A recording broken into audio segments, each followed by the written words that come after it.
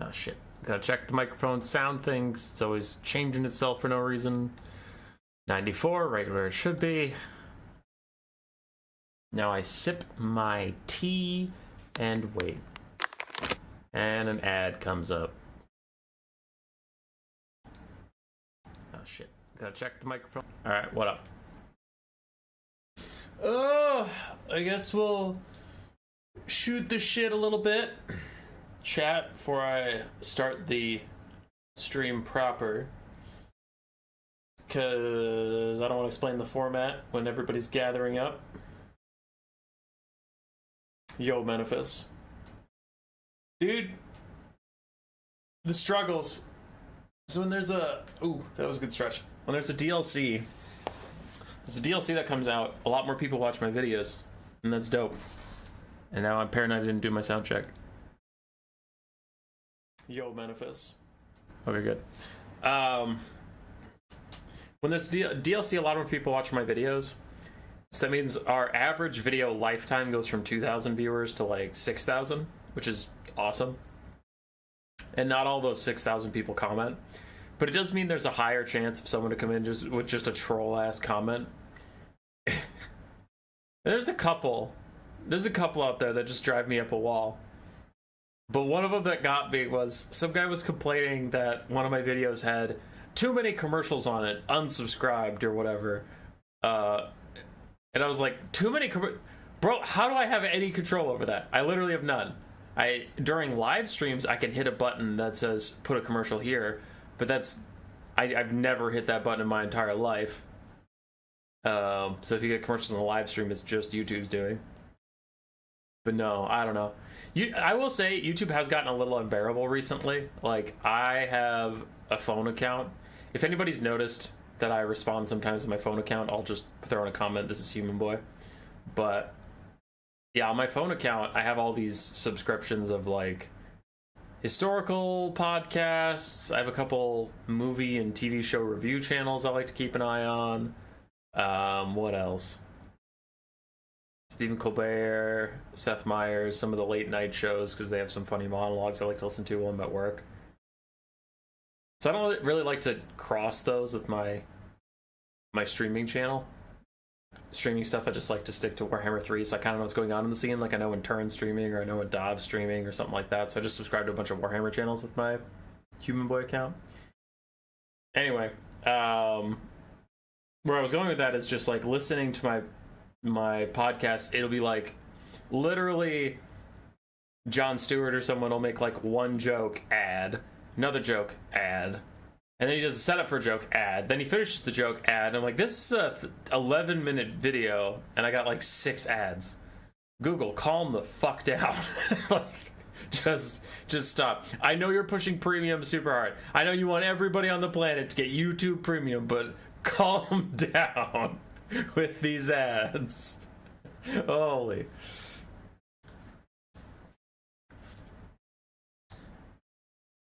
I was trying to listen to your Lord of the End Times video. YouTube didn't notify me about it, so I was just noticed it. Magnificent breakdown. Thanks, Memphis. Yeah, we did release our Lord of the End Times lore video. I don't know when that'll come out in real life because just like cards on the table, we have a DLC coming out and I need to try and keep the algorithm momentum going. So it's not really in my interest to release a lore video right now. The lore videos will perform the same no matter when you release them, right? The same people who care about my lore rants will care later. But on the DLC release, I'm going to have to capitalize on that. So I'm going to have to cast a bunch of replays of DLC units playing. I'm going to have to do tournaments of DLC units. So if you're a channel member, you can see my content already. You'll see that there are 3 videos that are going to get shifted a lot. Because there are 2 replays that don't have anything to do with new DLC content. So those are going to get pushed for a while. And then there's the lore video, which will get pushed for a little while. So, yeah, if you want to see that stuff early, I guess become a channel member. But I never... So that's another thing. Some people complained where like, oh, your channel members get early access to the content? That's fucked up. Dude, I got to give them something. and I've never released content that was for members only. All my content goes to everybody for free, so I have very little to offer as far as a rewards program. So I'm just like, I don't know, if you want to check them out early, that's what I got for you, but everybody sees every video eventually. Anyway, that's enough rambling. We've got 40 people here. Some of those are bots. I've seen ones complain about things that never happened in videos before. Nice. Nice, Luigi. All right. First things first, we have our 2024 subathon. We hit our first goal point, so I wanted to announce that and say congratulations to you all. Since we started the subathon, we've gotten about 410 subscribers.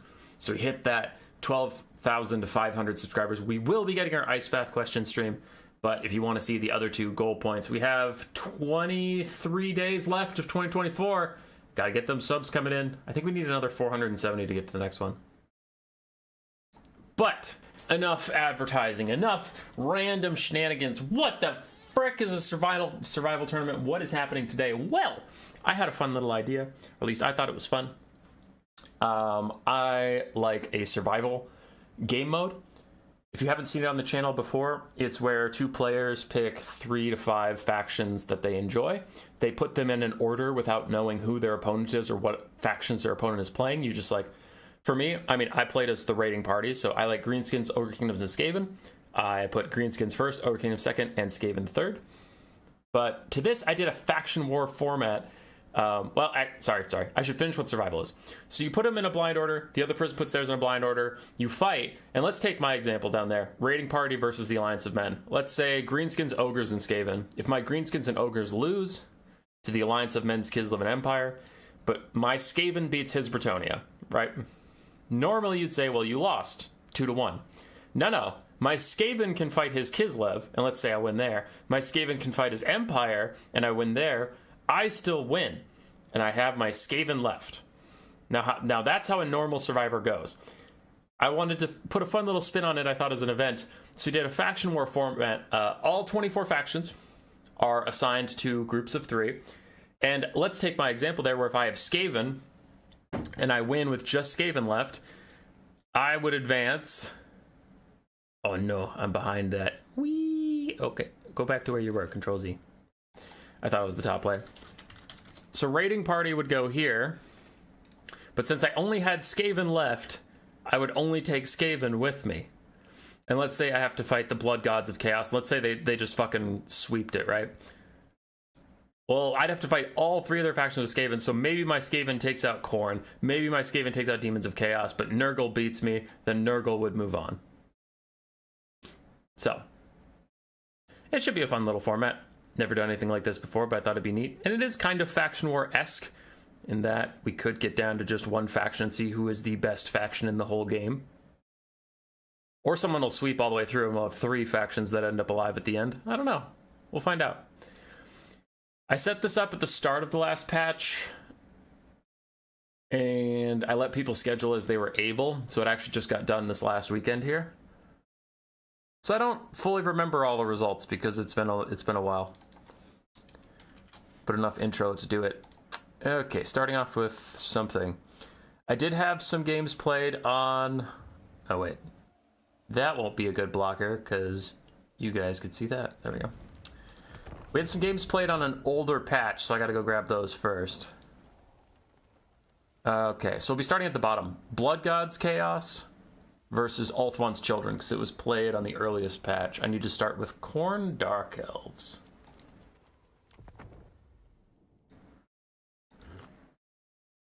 Out of the way, blocker.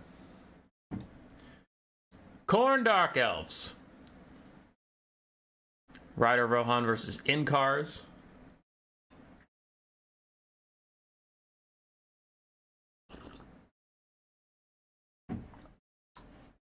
Releasing contents for subs only. Why would you do that? Dude, I don't know. I'm subscribed to some YouTube channels that do that. It makes me so sad. Or like they'll talk about, well, if you saw in our members only content, and I'm like, listen, dude, I like your content, but not that much. I'm not gonna pay for exclusive stuff. Hey, in cars. Did any of the members ever get him to do another Panzer Metal stream? No. Let's do this. So for the Dark Elves, Scourge Runner Chariots, 3 of those. We have a Sorceress of Fire, which is Burning Head, a Witch Elf frontline, including the Sisters of Singing Doom, some Dark Riders on the sides. No Cold One Knights? No Cold One Knights, no Heavy Cav for Rider of Rohan. We do have 1 Black Guard, however, and Khorne Hellebron on foot. Interesting. Side of Khorne, we have some Chaos Furies, Scarbrand with his impressive Rampage and Breath attacks, double Skull Cannon, Minotaurs, and a front line of Marauders. The double Skull Cannons won't be a big problem for the Black Guard. Witch Elves, not as much. Their scattered formation makes them pretty tanky to Skull Cannon shots. As tanky as anyone can be, really. And Scarbrand is in the middle of stuff. Is he going to pop his Rampage? Does not look like it. Doesn't have anything to combo with that. I thought he might want to Rampage the Witch Elves there and hit him with the Skull Cannons, but doesn't look to be the case. There it is. He's going for the caster. Rampage is the little fire caster in place while Scarbrand beat the shit out of her. Pops his weapon strength buff. He's up to 1,000 weapon strength as a Skull Cannon shoots him in the back. But that Skull Cannon is just being a bro. The Skull Cannon is just being a bro. It's trying to lower his HP so we can get more stats from Slaughter and Carnage or whatever, which he didn't bring. So but the Skull Cannon couldn't have known that. It's not its fault. Big melee engagement. Minos and Furies wrapping up the Dark Elves. And Dark Elves are taking a lot of damage, but with Khorne Hellebron's buffs being popped, looks like they just fought their way out of it, and I would definitely think the Dark Elves are doing quite well up there. Scourge Runner's still pretty healthy. Lots of ammunition between them. They're going to shoot at those Minotaurs as the Skull Cannons are firing at them. I don't know how much damage a Skull Cannon shot does, if it even manages to hit the Scourge Runners, but the Black Guard got massacred. Whether it was by Scarbrand or the Skull Cannon shots, doesn't really matter. They are entirely dead and did not get a lot of value on their way out. Chaos Furies peeled, and that's very concerning, actually. The Scourge Runner Chariots are going to run rampant over the rest of this game because Scarbrand is 80 speed and they're 84. So I guess if you play perfectly, Scarbrand will never catch them, but really the only way for Khorne to win this game now is for Scarbrand to catch these Scourge Runner Chariots in a brutal rampage and kill them. Because we can see Minotaurs getting routed and chased. Minotaurs getting routed and chased. The Minotaurs are going to be a non-factor. The Skull Cannons can't handle Scourge Runner Chariots. They're very, very squishy. So if the Scourge Runners get like all 3 of them shooting 2 volleys apiece at these Skull Cannons, they'll be pretty low, close to dead. I don't know. I guess maybe the only concern for the Dark Elves is they don't have enough ammunition to kill both Skull Cannons and Scarbrand. And the Scourge Runners are the last things that are a threat here. Like, super wounded Witch Elves, super wounded Dark Elves aren't really a problem. Hellebron's not a problem for Scarbrand. If the Skull Cannons end up in the late game alone with Hellebron, then yeah, she'll beat their ass. But like, Scarbrand, even at half HP, will dumpster foot Hellebron.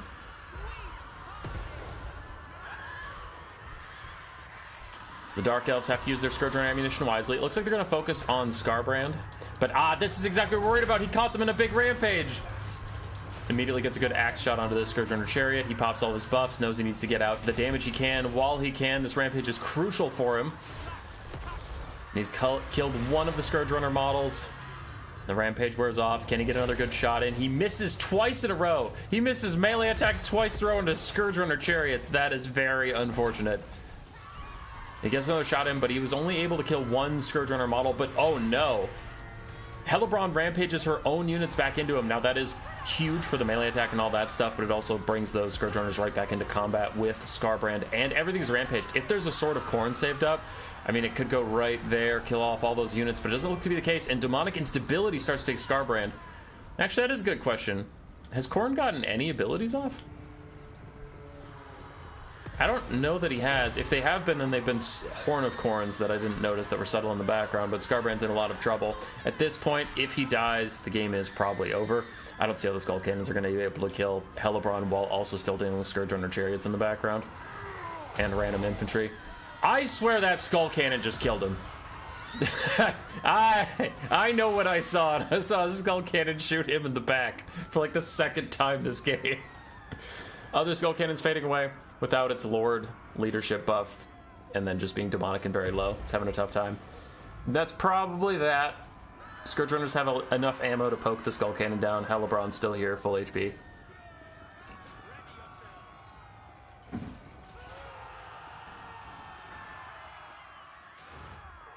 Never underestimate Scarbrand's ability to just put a character in the dirt. Yeah, Scarbrand's great. Looking around, there's a nearly full health Chaos Fury that I didn't even know existed till right now. I wonder if it was forgotten or if it's just been chasing things off out of my peripheral vision. Skullcan stuck fighting Scourge Runners. This one has 6 ammo, but only 2 models. This one has 2 ammo and all 4 models, but I think it's about to Demonic Instability crumble, and that'll be army losses here in a second. There it goes. 1 Chaos Fury is not enough to keep the balance power alive, and they die.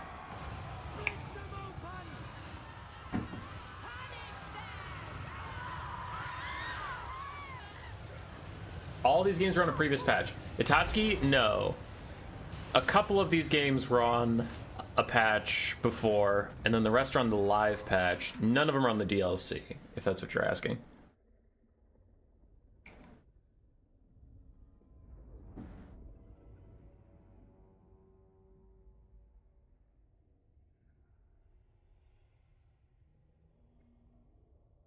Very fun builds, very off meta.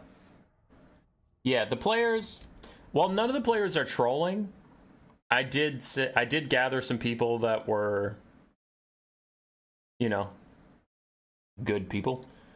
And because I wanted a mix of good players, but also like chill people that wouldn't fuck around. Because the whole event, remember, is blind pick. So if you end up in some cursed matchups, I was like, I need people who can take a hit and not like message me like, this was so fucking, your event's stupid, everything's stupid because I got Dwarves versus Skaven and all this shit. And I'm like, blind pick, bro. It was just a tournament for content. There's no prize, so chill out. Could lead those types of people to take silly builds. Skullcans did a lot of work. Scarbrand did all right. Like, he got, 1,500 value, which isn't nothing, but he costs more than that. So those Scourge Runners were doing a really good job for the Dark Elves. And the Firecaster, I didn't see a lot of burning heads. That might be because Scarbrand brained her at the start of the game. Rampaged her into just instant death. Alright. Alright. I gotta put the blocker up real quick and grab the next replay. So, what's next? I gotta get the order right, so I gotta be careful. Demons of Chaos, what else? Got it. Demons of Chaos, what else? Let's go. We got our boy Durthu, the new hotness after he got buffed into god tier status, against an Exalted Bloodthirster. I love the Exalted Bloodthirster. I almost never take him because on a lot of rosters he's on, there are better options, but that doesn't mean I don't love him. It's like he's a good lord on a lot of rosters with great lords.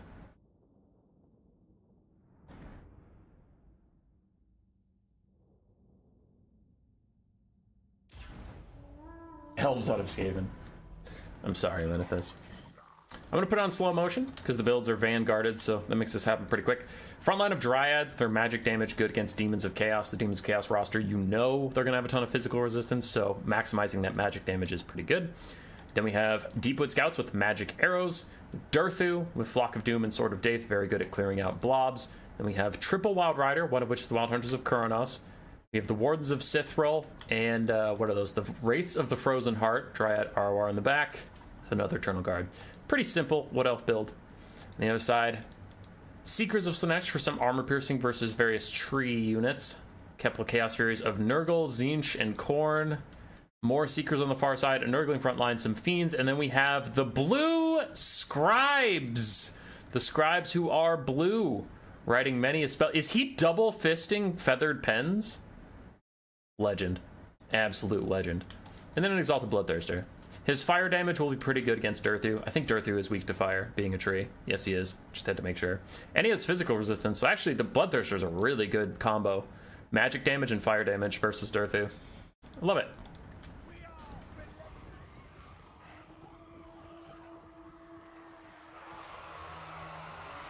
Elves are pretty Skaven-y. Yeah, Elves and Skaven are the same race.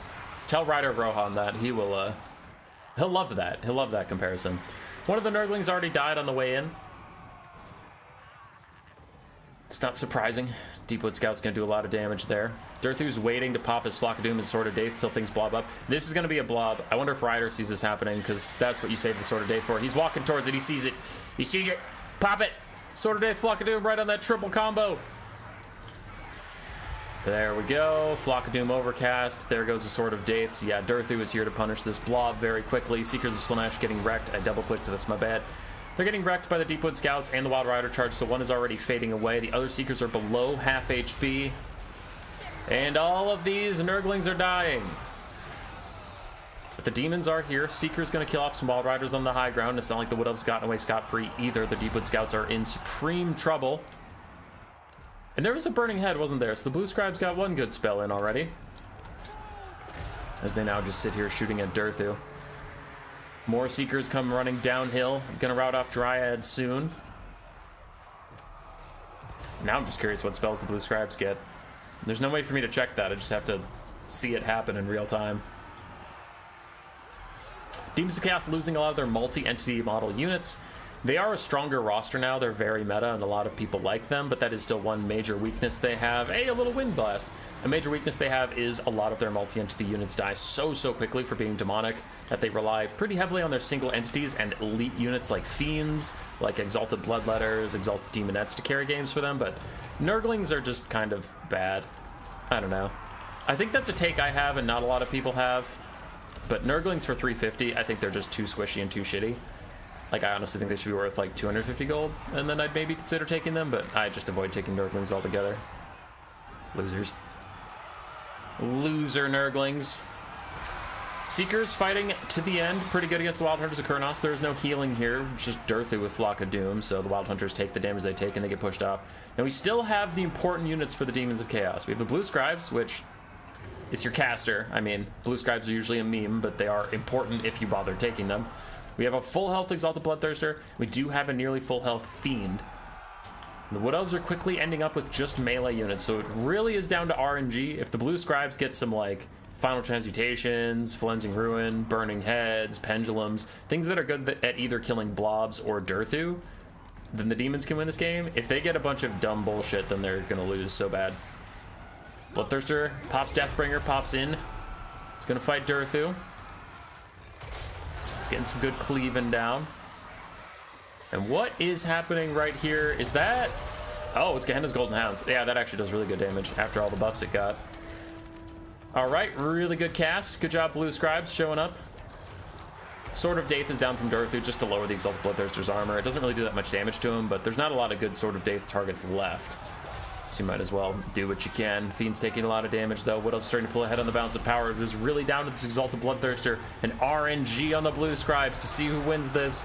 The Bloodthirster is not enjoying being surrounded by random Wood Elves, and the Fiends go away. It looks like he might be trying to avoid dueling Durthu until Deathbringer is back up, his 50-50 bonus. But he's got to keep attacking.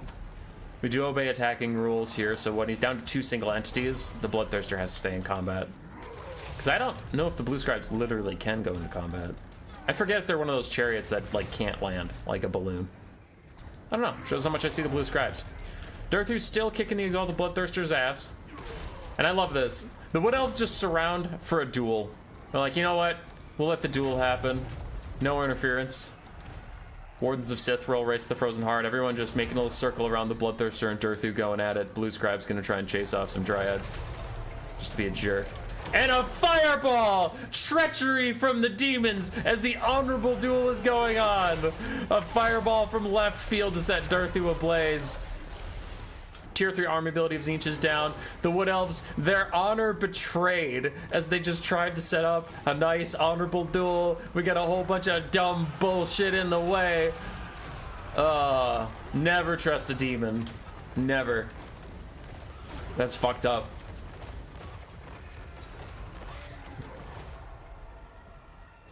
They can land. Nice.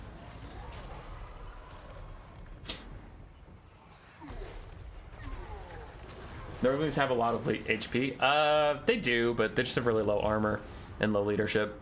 So it's tough. Like, I just feel they die really quickly.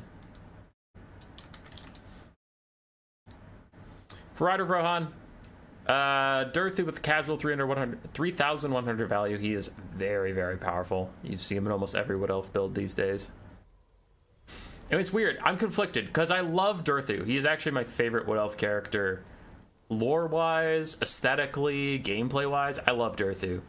But as a caster, I hate things that are so powerful, you see them all the time. I like things that are strong, but I like factions that have a lot of strong options, so you see a lot of different stuff.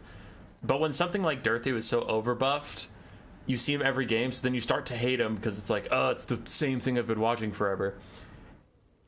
But it sucks when it's my favorite guy, because then you're conflicted. You're like, yeah, but boy Durthu. Also, fuck, Durthu's here. So that's where I'm at. All right, blocker back up. Boom. And the next game. So, the Khorne Demons of Chaos Nurgle Alliance is on their back foot. If we bring you over there again. Oops, my Discord is open. You can see Khorne and Demons of Chaos both lost, so only Nurgle remains, while the Elves still have all their options. At this point, it's going to be difficult for Inkars to win. Maybe he can knock out the High Elves, maybe take out Dark Elves or Wood Elves on his way out. I don't know if Nurgle can reverse sweep, but we'll see. We're into game. Pause it while I get my desktop reset up here, because I shifted a bunch of things around to show you that. Okay. Blocker down. Isn't the Blood Demon anti-large? I don't think the Bloodthirster is anti-large. It just has really good stats, but Durthu is crazy tanky. Alrighty. For the armies of Nurgle, we have Kha'Zix the Befouled, Chaos Sorcerer of Death with Fate of Buna and Spirit Leech, then some Chaos Knights of Nurgle, Plague Drones, who recently got some buffs, Marauders, Forsaken, and Pestigores. It's a pretty wide army.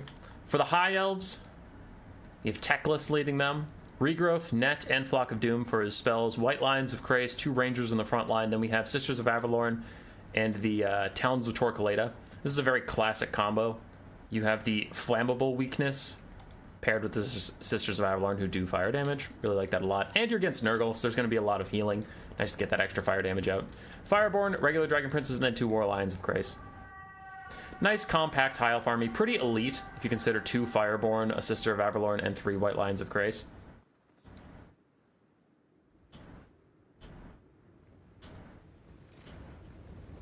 Oh, Durthu has an aura that removes magic attacks. I totally forgot that, Spice. Yeah, I forgot he got that. I forgot all the Ancient Treemen got that. That's a good shout out.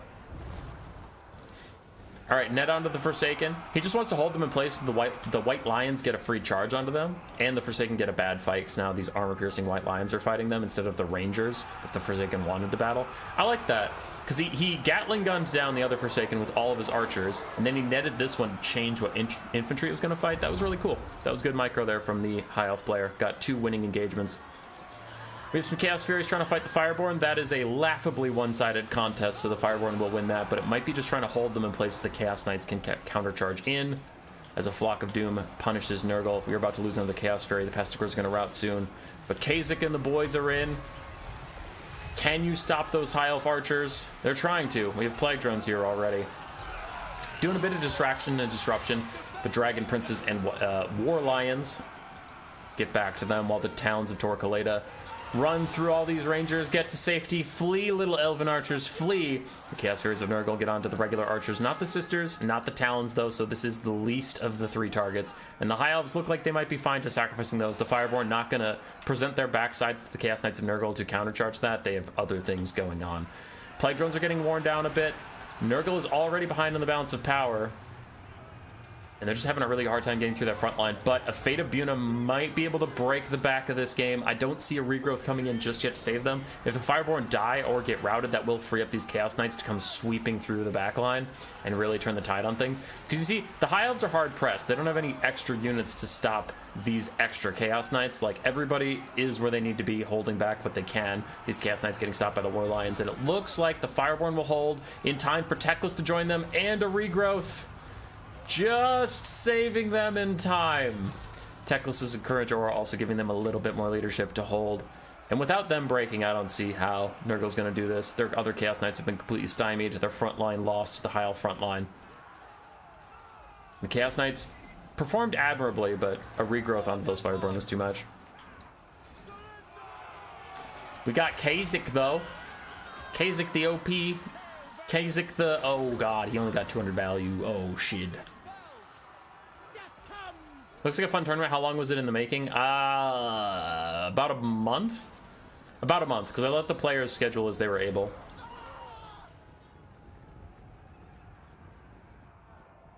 The Fireborn tanking a free Chaos Knight charge on Buna is very fun. Yeah, in cars, I'm sure it was. In cars is our Nurgle player here. So, he's clearly very happy about that. Rider of Rohan, High Elves is his best faction, so I'm not surprised he looked like he was very proficient on that build. Knew exactly what his units had to be doing any time. Love that for you, Rider. In cars, appreciate you hopping in for our content event. Thanks, buddy. Thanks, Chief. So let's take you back to the bracket. So it is weird. We started on the bottom. But it is what it is. I don't know if I want to do that. Hang on. How do I... Oh, I know what to do.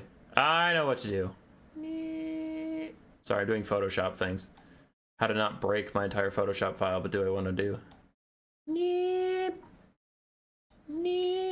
There we go. Now if I paint, it should be on the top layer.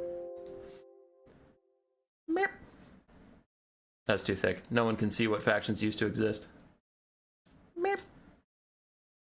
And then we'll grab Ulthuan's children and advance them. So Ryder does advance with all 3 of his elves. And it looks weird that we started at the bottom, but those were played on a previous patch. Ulthuan's children. Good job, Ulthuan's children. Proud of you.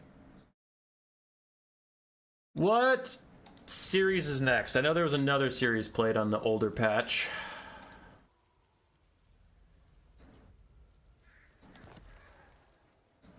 It is at the very top. Trickster's Chaos versus Boxing Class. So which one's first? Warriors of Chaos and Dwarves. Gotcha. All right, let's load it up. Warriors of Chaos and Dwarves. Boop.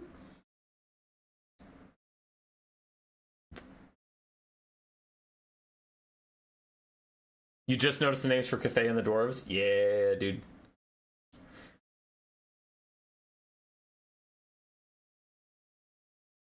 Yes, Spirit gets sleepy. Alright, for NC's Gala, we have Aecold Hellbrass, who I haven't seen since like the Shadows of Change first released. It's been a long time since Aecold showed up. Demons Spews Forsaken, Gorby's Chariots, that I love a lot after their buffs. They are actually really good. Then a bunch of Marauders with great weapons. A couple Doom Knights of Tzeentch. And then we do have Zarthoriel the Everwatcher with his melee buffs that he got in some recent reworks. On the other side for the Dwarfs, Gyro Bombers, Gyrocopters. This is before we knew they were bugged. So the Dwarf player is not trying to be a Scumlord. This is before anybody knew what was going on. Like, you can see they just threw out a giant volley there. The players didn't know that was happening. Front line of Dwarf Warriors, backed up by Quarrelers. We do have 1 Goblin Hewer, some Slayers. We do have Malachi Mycosson and a Runesmith to try and facilitate the Air Kite. Though NC Gala is a very proficient Tzeentch player, so I feel like he knows how to deal with Air Kite if anybody does, since he executes Air Kite all the time. And the Skyhammer's trying to get away, but the Rock of Inevitability is going to slow them down, so Sarthoriel can get in here. Doom Knight's also going to try and get some stuff done. Sarthoriel also gets slowed, and the Goblin Hewer is trying to turn. Unfortunately, the Gyro Bomber is in their way, but if they can get a clean shot onto Sarthoriel right in front of them like that, they can do a lot of damage. Gorby's Chariots and the Marauders getting through the Dwarf Warriors pretty quickly. Lots of damage there.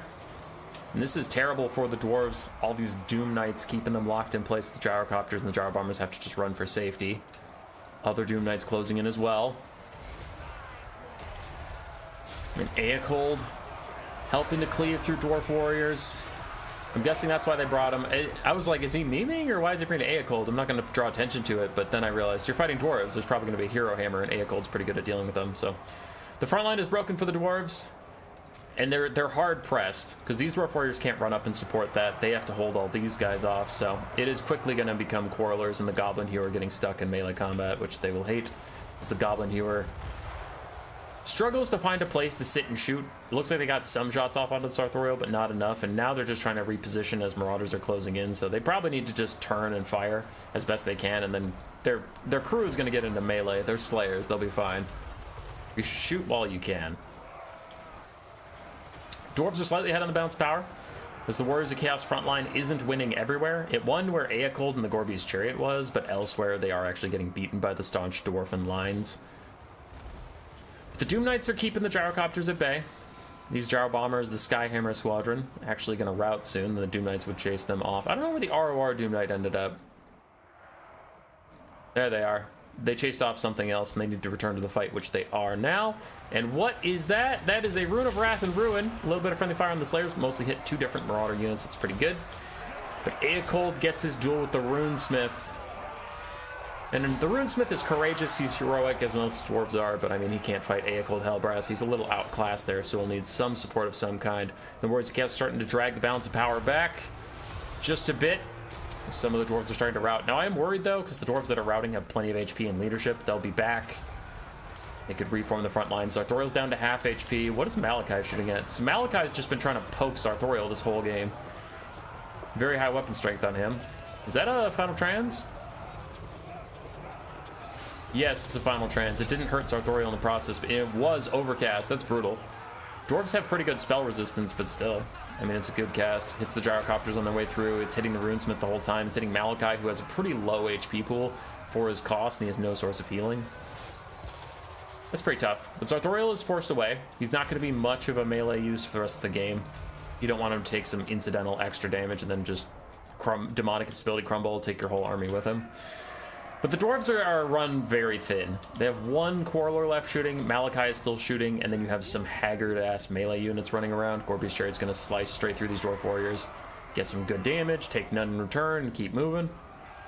Elsewhere, Chaos still has 2 Doom Knights, wounded but unbroken. Sartorial still helping out, and we have the Demon Spew. It's the last real infantry of the Warriors of Chaos that are still here. Everything else is so wounded it doesn't matter, but the Demon Spew are chilling. Fighting the Dwarfs. After the Forsaken buffs, specifically the Demon Spew feel really good. They're so strong. This is probably the end of the Dowie as the Goblin Hewer crew and the Slayers hanging on. Oh wait, the Goblin Hewers are still actually online. They're trying to fire. They didn't even abandon their posts. They're just trying to kill the Knights of Immolation. Look at the axes getting thrown. Go, axes, go. Get them. Get this! Oh, the Goblin Hewers give up for no man. Still throwing all the way out. I can't see the Doom Knights. Their HP is dropping. Another final trans onto Malachi, though. Trying to trigger army losses so you don't have to kill all these Dwarf Warriors, that they'll just rout of their own accord, then you can focus down the Goblin Hewer and Malachi. There is army losses, so anybody that can break for the Dwarves will shatter, leaving just Malachi to get soloed out by Eacold. As Eacold loses track of him because dwarves aren't in his eye line. That's unnecessary! That was so unnecessary! Did anybody just see that animation? Eacold is sitting there looking at a dwarf with a shotgun, and he goes, huh, I could swing this magical sword at you, cut your shotgun in half, and then kill you. Or, I'm gonna throw my sword in the sky, then it plunges into the ground behind you, and then I hold out my hand, force style, and draw my sword back to me to hit you from behind. That's so unnecessary! He can't defend himself, just kill him.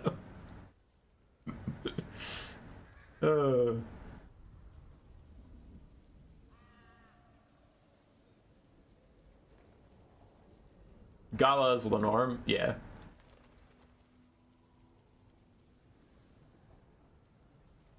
What up, Contrarian Codex? I'm doing alright. Sartorial did very well.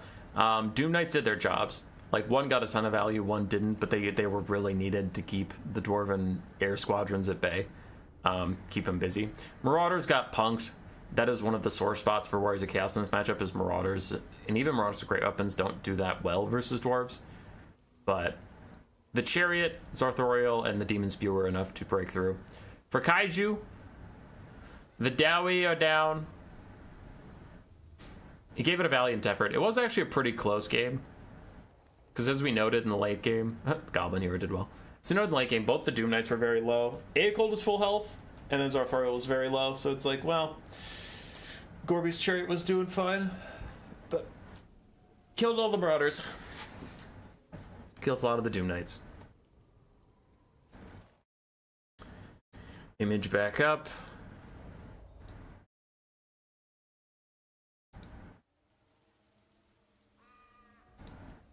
Then what?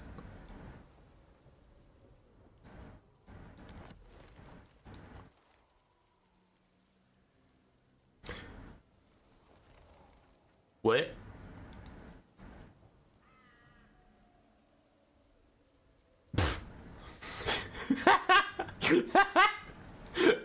What the hell?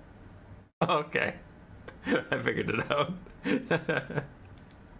I thought the players fucked up. So the replays that were sent to me were labeled in such a way that it looked like it looks like this player forgot to play Tzeentch and just played Warriors of Chaos with the Tzeentch flavor. And I was like, no, like you actually had to pick Tzeentch. You can't just pick Warriors of Chaos and take some Tzeentch units. It's not how this works. But we got it. Tzeentch versus Grand Cathay. Game 2. Very cool tourney. Who's your favorite? Beast Raiders, the one I'm leading. Greenskins, Ogre Kingdoms, Skaven. Those are my 3 favorite factions because I picked them myself. Let's go. So for the Tzeentch build, that is Tzeentch and not just Warriors of Chaos pretending to be Tzeentch. Looking at you, Gala. We have a Chaos Sorcerer Lord of Metal with Final Trance, Searing Doom, and his Sword of Change for Chaos Spawn, 4 Chaos Furies, the Knights of Immolation, 1 Flamer, and then a front line of Marauders with Spears, and a Forsaken. For Grand Cathay, we have Zaytang the Watcher, a Dragonblood Shugi Lord of Yin with her Slow and Ancestral Warrior Summon, then a front line of Jade Warriors, Celestial Dragon Crossbow spam, 4 Celestial Dragon Crossbows, including the Grace of Ki Yin. Then we have some Peasant Horsemen and Peasant Long Spears, but 4 Celestial Dragon Crossbows and Zaytang trying to do all the damage for this army. Literally everything else is just a blocker. As Zaytang turns his attention to the Flamers, takes out all of their barriers in 1 hit. They are now just natural, healthy lads. Celestial Dragon Crossbows have very solid melee stats.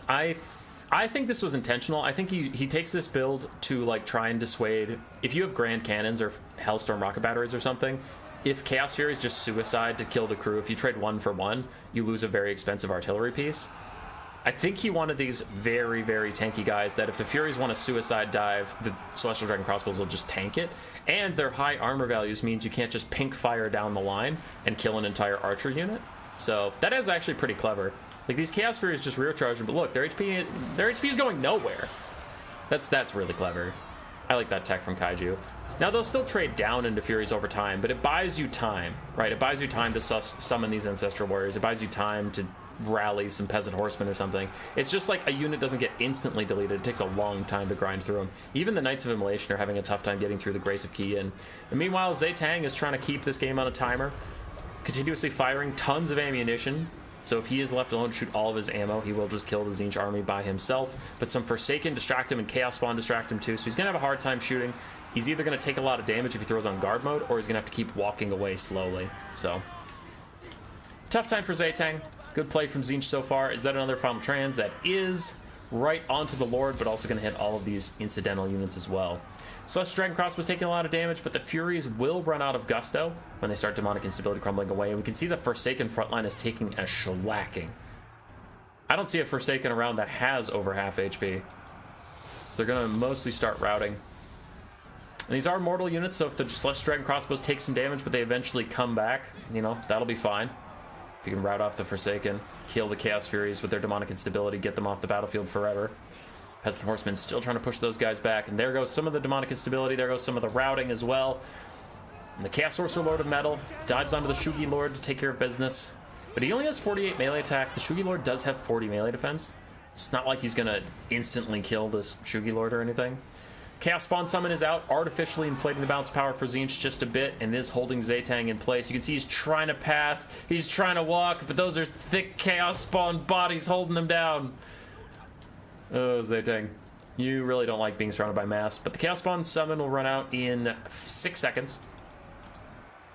And some Celestial Dragon Crossbows got good damage on the Chaos Sorcerer Lord of Tzeentch.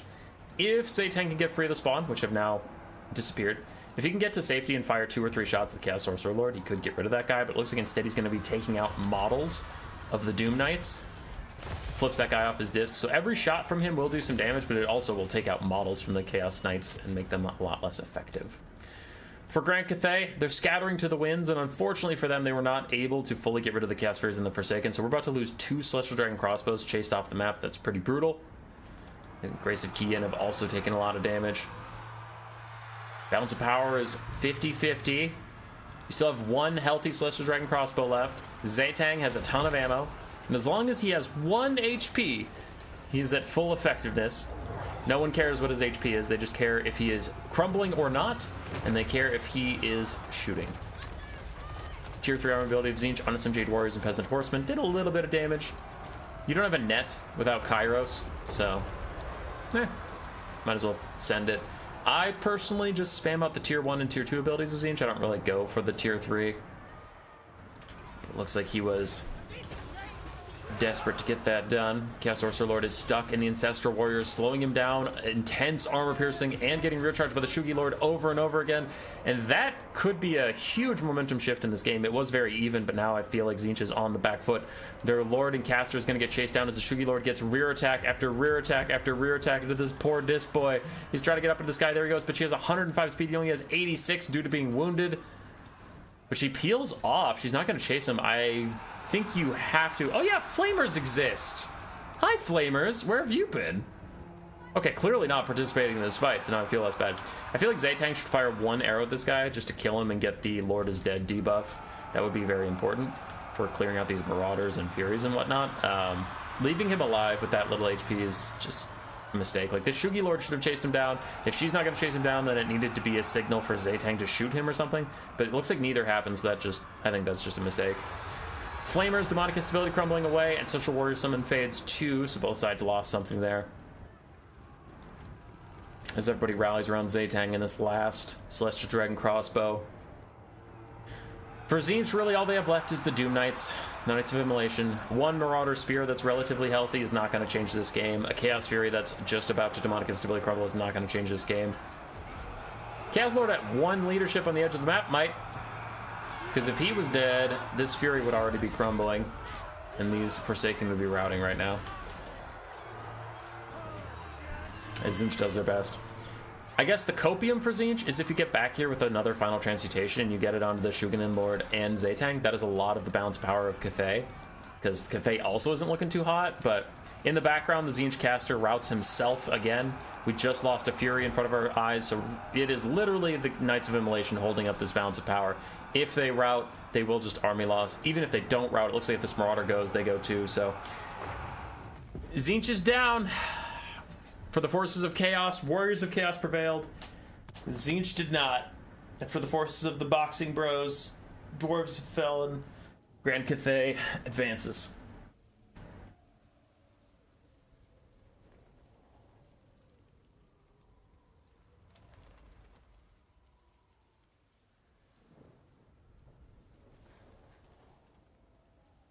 Oh, yeah, that's a good point, chat. The Flamers might have been held back because seeing 4 Celestial Dragon Crossbows, you, like, literally can't move the Flamers up until they're all dead. But if you got into a late-game situation where it was the Flamers against any number of infantry or whatever, the Flamers could do so much damage. So I think Gala was just keeping them back in case he got to a late game where all the archers were dead, then he could just infinitely kite the Jade Warriors. But when it was clear he wasn't going to be able to shut down the archers, he just moved them in and then they died. That's a good point. Because Gala's really good. Gala's really good. He's not the best player in our scene, but he is certainly strong enough not to forget a Flamer.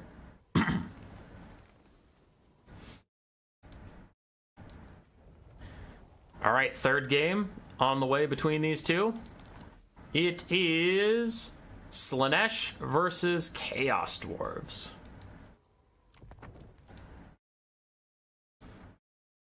I have a message.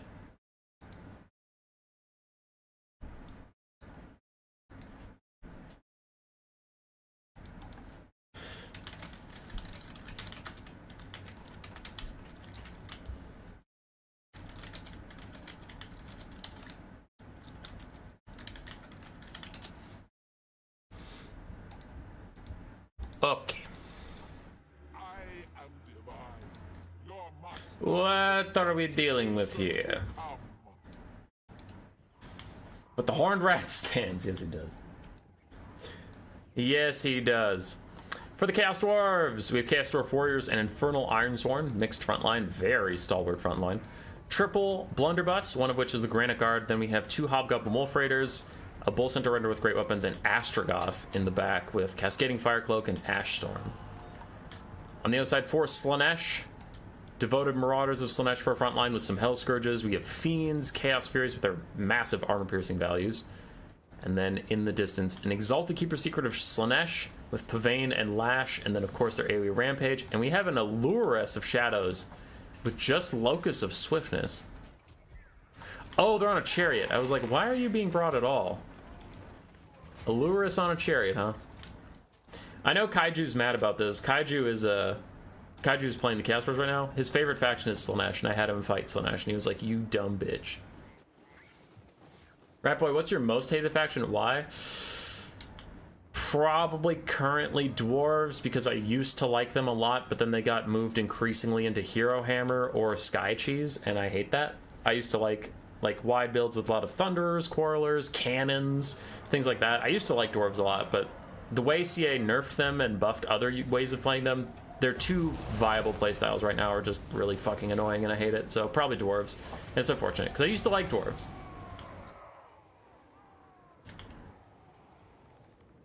It's Slaanesh, they're all naked.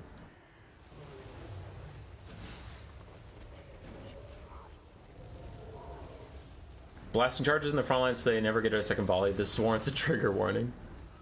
Slaanesh is currently setting up the surround. Since the Chaos Dwarves only have light or medium range, they can't punish Slaanesh taking their time, so Gala is just setting up a good surround. He notices that the front line is very heavy, but the back line is defended by 3 mobile units, and that's it. If he can get some extra infantry pieces back here, he can actually disrupt those blunderbusses, but actually showing a little bit of impatience, charging forward with Fiends isolated. I mean, if the blunderbusses get a good shot on those Fiends, they're just toast. Astrogoth gets in the way a little bit. Still good damage coming out from the blunderbusses, and that is half HP off of a Fiend right away. But in comes the Chariot, in comes the Exalted Keeper, and she's probably going to pop her Rampage very soon, stopping those blunderbusses from doing anything else, while the Chaos Furies get rear charged by the Hobgoblin Wolf Raiders. They are taking a lot of damage. But this is a big overload from Slaanesh on this side. On the other side, it is looking a little lighter. Chaos Dwarves should be able to hold, but that stalwart, very elite front line, it's holding wherever it is. Wherever it isn't is going to shit. The Hobgoblin Wolf Raiders can't hold nearly as well. They already get bypassed. You can see the back line is getting completely overrun. The front line is holding, but it's a 360-degree game. You can't win by holding just 180 degrees of it, as these Ironsworn are going nowhere fast. Now, some Chaos Furies are fading away. Fiends have taken a lot of damage from those blunderbusses and whatnot. And Astrogoth is trying to pick himself a fight with a giant lady. He's like, hey, you come here. Hey, you come here. I'm getting tired. I'm going to leave. Ash Storm is popped from him, trying to get a little bit of extra damage out, but none of these guys actually cause fire damage, so the Ash Storm isn't helping that much. I actually hate that spell. I think Ash Storm sucks, but maybe that's just me. Devoted Marauder's trying to hold it down. Infernal Ironsworn trying to turn and throw guard mode on so they can punish this big old blob. But without a lot of blunderbusses left, I don't know what kills the big Slaanesh target, the Exalted Keeper of Secrets, because she's actually a better duelist than Astrogoth. So it's not even like, if Astrogoth can catch her, he can do this. It's kind of like, I don't know if he wants that fight either. Nice Rampage coming in from her. Does provide minus 24 melee defense, so makes these Infernal Ironsworn somewhat hittable. Even with 2 different melee defense debuffs, they still have 35. So they're thick. They're thick lads. Slaanesh is slightly up on the balance of power. The Chaos Dwarves trying to hold. They do still have Infernal Ironsworn, very elite infantry units. Bull Centaur Renders with their great weapons, still half HP as well. And the Fiends of Slaanesh are very low. That is a little concerning. Because if the Fiends die, then you just have infantry and the Exalted Keeper. And the Bull Centaur Renders could have a field day if they get to surround her with Astrogoth helping out or something. Could actually do a lot of damage. Infernal Ironsworn once again under attack. Little magma helmets, but here come those Bull Centaur Renders we were talking about. And that should be a Narcissism to lock Astrogoth in place. No, it's a Fascination. A tier 3 army ability onto Astrogoth? I think that was a misclick. I honestly think he wanted to click either the Infernal Ironsworn or the Bull Centaur Renders just for the damage alone. Take those guys out would be pretty huge, but uses it on Astrogoth. Just rampages him into a fight he kind of wanted anyway. And the Chaos Dwarves are starting to pull back on this balance of power as it's quickly becoming Infernal Ironsworn, just killing infinite amounts of basic Marauders. Exalted Keeper's got to find some good shots and turn this game around. In the distance, Fiends and Chaos Furies and everybody's trying to fight these Infernal Ironsworn, trying to take them out with their impressive armor piercing, but it's the melee attack. 60 melee defense is going nowhere against the 36 melee attack of the Fiends. The Infernal Ironsworn continue to be a pain in the ass for Slaanesh to deal with. It is slowly turning against the Infernal Ironsworn, though. They are taking damage. Fiends peel for the Exalted Keeper. Getting her out of here, but the Bull Centaur Renders are on the hunt. The Fiends have got to run away from them. Don't want to deal with those big bull boys. They're just a little too low. Can't fight the Bull Centaur Renders with that low of HP. Astrogoth's in here as well. This might be the death of the Fiends, but in comes that big rampage once again, trying to lower the leadership of these guys. Infernal Ironsworn are not ITP. They could tear her out any second. They're clinging. They're clinging to their leadership. Looks like they will withstand as the Furies are pushed away. Not quite Demonic Instability crumbling yet. These Fiends also so close to Demonic Instability crumbling. Everybody's trying to get away from Astrogoth and the boys. And elsewhere, the boys also prevail. Infernal Ironsworn are not to be trifled with. Bounce power is still 50-50. Astrogoth is trying to, there we go, trigger the Demonic Instability on the Fiends. That's the easiest way to kill them. And there they go. Illurus is super low on HP. Fiends are super low on HP. Exalted Keeper's Secrets is chillin'. Full health bar. But she might stand alone in that aspect. A little Lash of Slaanesh for some extra poke. Turns her gaze on the Infernal Ironsworn. Blasting charges chucked with that Ash Storm, try and make her a little bit weaker. Gets a couple of 100 HP damage out. Not too bad. This is a Pavane of Slaanesh, tries to damage the Infernal Ironsworn. Pretty good damage there. She jumps in. Astrogoth's going to countercharge, immediately chucks the Cascading Fire Cloak on himself. Big damage buffs, it's up to 800 weapon strength, but this is the problem, is the Exalted Keeper can just walk away from him. He's not fast enough to keep up with that Slaanesh demon. It does force all of the support for Slaanesh away, though, triggering another rout on the Devoted Marauders, who are soon going to start shattering from having routed too much. So, still, popping those buffs did get free time to fight the infantry, leaving Slaanesh increasingly isolated in the late game. Speaking of isolated, these Infernal Ironsworn fighting to the last man. That last man is coming up quick. Other Infernal Ironsworn also attacked by the Fiends of Slaanesh. They're fighting back. They're swinging. They're just not getting too much damage out on the Fiends, who are very close to demonic instability. Really good lash down clumped up units. The Bull Centaur Renders are still trying to find a fight. That's the thing. The Bull Centaur Renders are ready to fight literally anything that's left on the map. They are good against, but they're so slow in comparison to Slaanesh. 62 speed seems like a lot until you're facing something that's 95 trying to get away from you. And they don't want to get isolated. That's the big thing, is they got to stay near their infantry. They got to stay near Astrogoth. Can't go wandering off into the distance. As another Pavane tries to take out the last Infernal Ironsworn. This healthy lad right here is just a Chaos Dwarf Warrior. A little menacing, but not the end of the world. Not like Infernal Ironsworn. And again, there's an Ash Storm, but there's no synergy here. Bull Centaur Renders do not do fire damage. Astrogoth does, and now he jumps in. The slow is nice to keep the Fiends in the fight. They Demonic Instability crumble away. The Furies are in too. I suspect they won't survive this fight, but they are getting good damage on the Bull Centaur Renders in the meantime. And where is the big lady of Slaanesh? She's got to be here for these fights. I got to say, I'm not loving the timing for Slaanesh.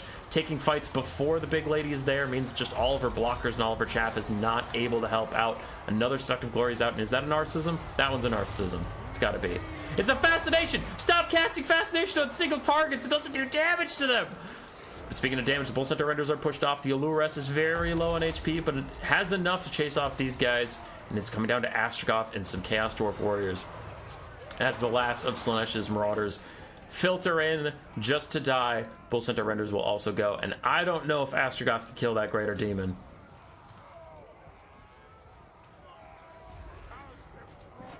You know what would have won the game real quick? The completely balanced Dreadquake Mortar. In comes the Allure-S. Getting a little bit of charge out. If Astragoth gets one hit on that Allure-S, that'll probably be the end of it. They'll probably Demonic Instability Crumble when their charge bonus wears off. But he doesn't get the hit. He does get the hit on the Exalted Keeper. Oh, he popped all of his buffs. He's got 800 weapon strength. He is demolishing the Keeper of Secrets right now. And she's running for it. But the Chaos Dwarf Warriors are fading. And if Astragoth gets left all alone versus these characters, he's just going to get cycle charged into oblivion as more Marauders are coming in. The Chaos Dwarves are going to break soon. They don't have ITP, so if that big spooky lady charges back in, they'll immediately tear her out. But they're just waiting. Slaanesh is waiting for the Black Hammer of Hasha to wear off. They're just waiting. There comes the terror out. Astragoth's going to be alone and buffless. Oh, maidenless, unsworn, forsworn, unkindled, ashen sworn? I forget what the Elden Ring is. All I know is he's maidenless. Chaos Dwarf Warrior is getting chased down by Slaanesh to charge up some of that army passive. But they might want to honestly take the fight with Astragoth while his buffs are down. He's on cooldown, guys. You might want to go fight him. Oh, no. I appreciate that you're cleaning up his support so he has no one, but you could fight him while his buffs are down. Then when he pops his buffs, then you go chase down these guys again. Like, I don't know. They've shattered. Astragoth is the last man standing. The Allure-S immediately takes the fight to him. Is this a thing? Narsa, there you go. You silenced him. That's what I was waiting for this whole time. He can't cast any spells, can't cast any buffs. He did get another good hit on the Allures of Shadows, whose leadership is faltering. One more hit will kill her. Leadership or not, just don't have the HP to take that hit. But he doesn't manage it. He was facing the wrong way. Seductive Glory rampages him, lowers his melee defense, and this is probably it. The last stand of Astragoth as he breathes fire at the crotch of Slaanesh, and Slaanesh is like, I've had fire crotch for longer than you've been alive, little man. I feel nothing. And that's going to be army losses. A very good scrap from these two. GG. Would it be better for him to run into the woods to fight? Maybe, but that's like against our community handshake rules. Just because forests are weird. It's not about the melee stuff. It's like ranged units don't perform well with forests around. And I know that sounds obvious, but it's like in a normal forest, if you blast flaming cannonballs into the forest, you create a forest fire, and then being in the forest is actually a bad idea. This game doesn't have that. All the trees are invincible. So for the viewer experience and for like fair gameplay, we don't let people camp in forests. And it's like, well, okay, it's not like you don't want to write rules so complicated where it's like, oh, you can be in forest as long as there's no ranged units around, then it's fine. It's like, nah, we just generally you can use the forest, but you shouldn't put your whole army in the forest is kind of our thing. All right, so Warriors of Chaos won. So Dwarves died, Tzeentch died, and Chaos Dwarfs died. But Grand Cathay's still alive, baby! So Grand Cathay can fight Slaanesh and Warriors of Chaos. If he beats both, Boxing class can still advance to the next area.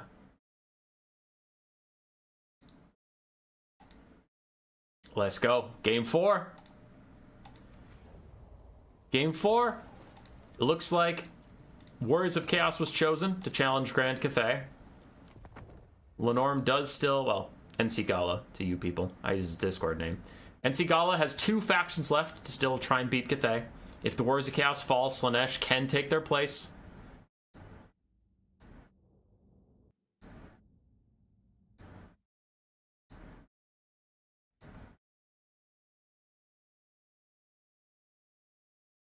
Also, Slaanesh have Strider. True, Kaiju. True.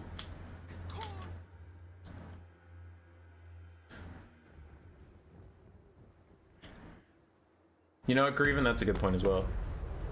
All right, Kaiju back against the wall, but he still has one very strong faction left.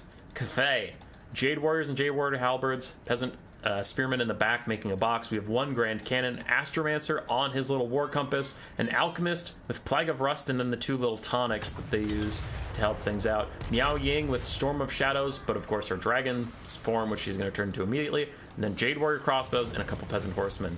Cathay box to try and hold back the Warriors of Chaos. The Warriors of Chaos, having beaten the Dwarves earlier, are like, ha! You think you can outbox Dwarves? Marauders, Forsaken. Marauders has great weapons. We see the Gorby's Chariots again to try and break that box, but we have a much heavier single entity goon squad. Valkia with her Spear of Sleipnir, Exalted Hero of Tzeentch with his Book of Secrets, hoping to get some Fate of Bunas, and then a Chaos Sorcerer of Death with Purple Sun and Spirit Leech. Then the Knights of Immolation also have that little Searing Torment, like glowing rock drop. So a lot of bunker busting, box breaking tools brought for this single entity goon squad. All of them have something that they brought to try and break the box. Kaiju, seeing that the single entities and mobility is nowhere nearby to help, does use Miao Ying to terror out off some of the Marauders quick, lessen the charge of the Chaos Forces. Because he wants to get this game very quickly to just single entities versus all of his halberds and archers and cannons. So right now he's trying to get rid of any buffering these guys might have, leave them all alone. Miao Ying gets rid of another Marauder. And the cannon is busy trying to punish some Doom Knights of Tzeentch in the distance. Already took out their barriers, killed a couple models. In go the single entities. Valkia is going hunting for a mage. Meanwhile, the Manticore and the Exalted Hero are going to try and stop some of these Jade Warrior crossbows in the meantime. Knights of Immolation also end up kind of weird. They're Mario Goomba stomping on top of Peasant Long Spears as Forsaken charge in. There's a Plague of Rust, making these guys very weak to those Peasant Long Spearmen that want to get out of there as soon as possible. Valkia is not fucking around. One taps the Alchemist. The Alchemist is already on the run. The War Compass might be next, but there's the first Purple Sun. A little bit of friendly fire coming in there on the Marauders, as also a Lightning Bolt from the War Compass is going to hit them too. Alright guys, I get it. You hate the fucking Marauders. Jesus. Both parties just said, yeah, fuck those Marauders. I don't need them, but the Knights of Immolation are getting trash canned right now due to that Plague of Rust cast. Another bound spell. This one's a Comet, if I keep track of the Astromancer correctly, but it looks like the Marauders are moving away. The Comet curves into them. Comet is not to be denied. It got a little bit of damage where it could. The cannon is already shut down, but we have a lot of Jade Warrior crossbows firing up and over, and their back is secure by these Jade Warrior halberds and Jade Warriors fighting the Marauders that Miao Ying significantly weakened earlier. So these crossbows should be able to fire to their heart's content. The Astromancer and Miao Ying are trying to keep things alive. Miao Ying does have talons cast from her dragon form, so she doesn't need to turn back into a human to cast spells, which is pretty huge. And these Gorby's Chariots, they are brutal after their buffs. They're very, very strong, but they need to keep moving. If they stop on these Peasant Longspears or Jade Warrior Halberds, wherever those are, they will take a lot of damage. The Gorby's Chariots buffs do not help them if they're sitting in Halberds. Their buffs help them a lot on the charge. They clear out infantry so fast on the charge. The charge is important. Jade Warriors took a lot of damage. I presume Valkia Spear Sleipnir them or something, because there's no way Super Dead Marauders managed to kill them while I wasn't looking. I refuse to believe that reality, so I'm guessing something intervened. Another Plague of Rust. That has to come from the Alchemist. Oh, she's back! She's back, baby! And I love how Valkia starts pathing immediately towards her like, I thought I dealt with you, you bitch! I'll kill you! And Miao Ying has to protect her little Alchemist friend. The Plague of Rust wants to be kept online. Valky's down to 22 armor as long as the Plague of Rust is going, so Miao Ying's going to enjoy that quite a lot. The Doom Knights are in. Everybody's in. Warriors of Chaos holding the balance of power together, though I'm getting a little concerned about them elsewhere, as another Purple Sun is out ripping through the Jade Warriors. Actually doing pretty good damage. Go, Purple Sun, go. Go, Purple Sun, go. Half health off the Jade Warrior crossbows, a little bit on the Jade Warrior halberds as well. And Valkia got the Alchemist once again routing. No more Plague of Rust for you, and Miao Ying is actually in deep trouble. I did not see Regrowth or Earthblood on her unit card when she was in human form, so it's not like she can go back, get a quick regrowth, turn back into a dragon, and keep fighting. This is getting a little concerning for her. And the Exalted Hero of Tzeentch is no slouch. Against large targets, he is an impressive melee combatant. Miao Ying is not. Miao Ying, her stats are pretty good, but like, none of the Cathay dragons are incredible melee fighters due to their animation set or some weird jank. I just feel like they miss a lot more than they should, so... Exalted Hero is definitely better. I actually like this. Miao Ying turning into a human form against two different anti-large duelists, Valkia and the Exalted Hero. That's pretty smart. So she's going to try and withstand a little bit more while in melee form. Cannons are trying to rejoin, but I mean, their models are somewhere in the middle of all this mess. So I don't know if there's even anything to return to. Might have lost their cannons entirely. But we did get there. At the very start of the game, I said that Kaiju was trying to eliminate the Marauders so that he could get to a late game with just single entities and spears. Just wants to sit with all these halberds surrounding the Exalted Hero, with all these halberds and stuff surrounding Valkia and just grinding them down as a Talons of Night comes through the Marauders, but a counter Spear of Sleipnir through those precious spears that we were just talking about.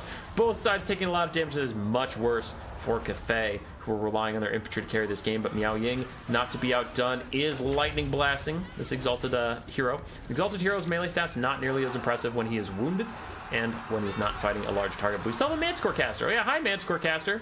You have Spirit Leech. That can kill Miao Ying in the late game, so you'll love to see that. Manticores aren't that great in melee anymore. They're okay, but I'm mostly worried about that Spirit Leech on an already significantly wounded Miao Ying. Warriors of Chaos, ebbing and flowing on the balance of power. They're currently up, but then they'll go back to middle, then they'll go up, then they'll go back to middle. Still have a lot of halberds, still have some Jade Warrior crossbows who are now starting to fire in on the back of these Marauders. Dude, I wish I had these Marauders. My Marauders break as soon as they get to half HP, and they're like, fuck it, we're out. These Marauders from Gala are fighting to the end. Must be nice. Gooning attempt onto Miao Ying. Get a couple good damage down on her with the charge bonus. Manticore Caster gets distracted a little bit in the Jade Warriors. He's going to path out and recycle charge up. The Gorby's Chariots are just chasing down anything that's not a part of the box anymore. Book of Secrets did get a Fate of Buna onto a Jade Warrior. Very happy for that for the Exalted guy. I feel like he gets Fate of Buna much more often now. Or maybe I just notice it when he does, but that's an entire Jade Warrior dead. Miao Ying once again getting charged. They really want to kill her off. Get rid of the caster, because this guy doesn't actually have any real spells. He's just he uses bound spells and that's it. As another Purple Sun is out, you'd think they'd want to Spirit Leech Miao Ying, but I guess he's just over prioritizing killing off all these infantry and whatnot. Oh, the Purple Sun sucks away all my audio. I kept thinking I was having a bug when the audio would disappear due to the Purple Sun. Miao Ying terror routes, but she turns into a dragon. That's still in the game? I thought they patched that forever ago. This bitch, if she transforms into a dragon, she resets where her leadership is currently at. So if she's terror routing or something, she'll turn to a dragon anyway and have refreshed leadership. But Valkia just bodies her. Now that she's in her dragon form, Valkia's anti-large applies again. And Grand Cathay go down.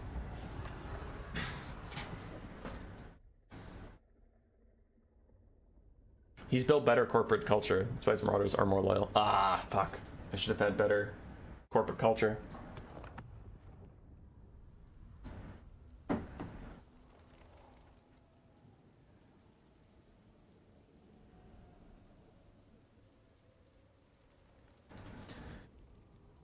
For Gala, his single entities all did very well. They did their jobs. Gorby's Chariot also helped out just with that box breaking.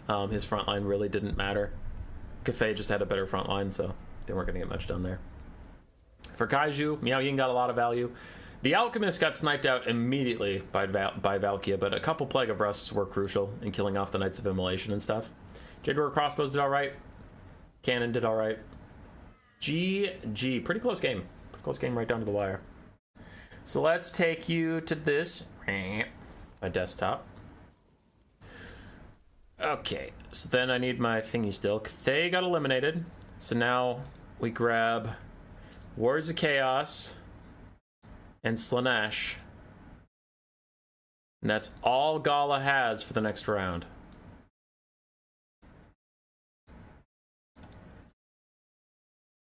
This is Trickster's Chaos.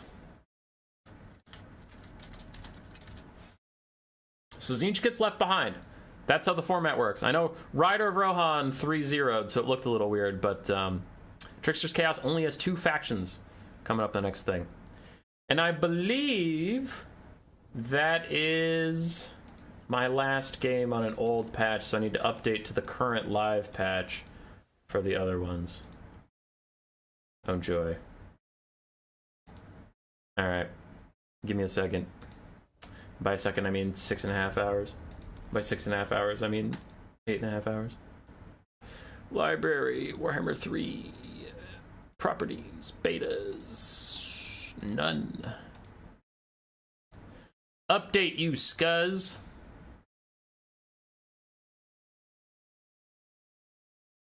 Alright, hopefully this won't take too long. It is what it is. It's going to take as long as it's going to take. Human Boy, best Warhammer 3 streamer? Dude, I'm clearly not, though. There was a Reddit post. That had my picture on it. It was, some guy posted a funny meme of, like, the Mangler squigs tucked up in bed with, like, a blanket over them, like they were scared. And then, it was Turin, Anticity, and my YouTube icons poking out of a closet, like, we're gonna haunt him or whatever. And the comments were like, man, Turin's so great, Turin's so awesome. Oh, I love Anticity. Who's the third guy? Like, literally, I saw 6 or 7 posts of who's the third guy, and I saw one post of Human Boy's pretty funny. And I was like, damn, I'm getting 6-to-1 ratioed on who is that? God damn.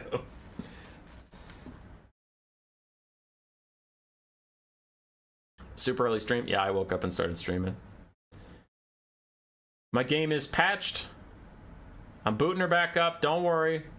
I know all of you are fleeing. You're like, he's patching the game. It's going to take forever. It's opening up.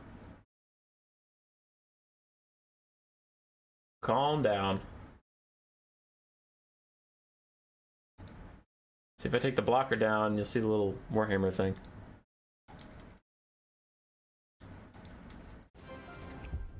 There, we're back. We're back. Don't you worry. Don't you worry, son. Hey, game capture, wake up. I know you can see it. There you go. Sorry. My streaming software was like, what's Warhammer 3? I can't find it. So we're back. We're going to keep going. Let's take a look at the bracket to see what we got coming up. Boop. So now we can go in order. We'll have Nagash's Ascendant versus Beast Mode. All 3 of the Undead factions versus Norska, Beastmen, and Lizardmen. Just various beastly factions. I'm looking for Tomb Kings versus Norska. Alright. Alright.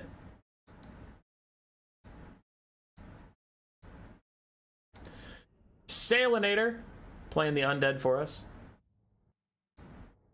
Martinius of RTK subbed in last second. We had a different player. I believe it was Olaf.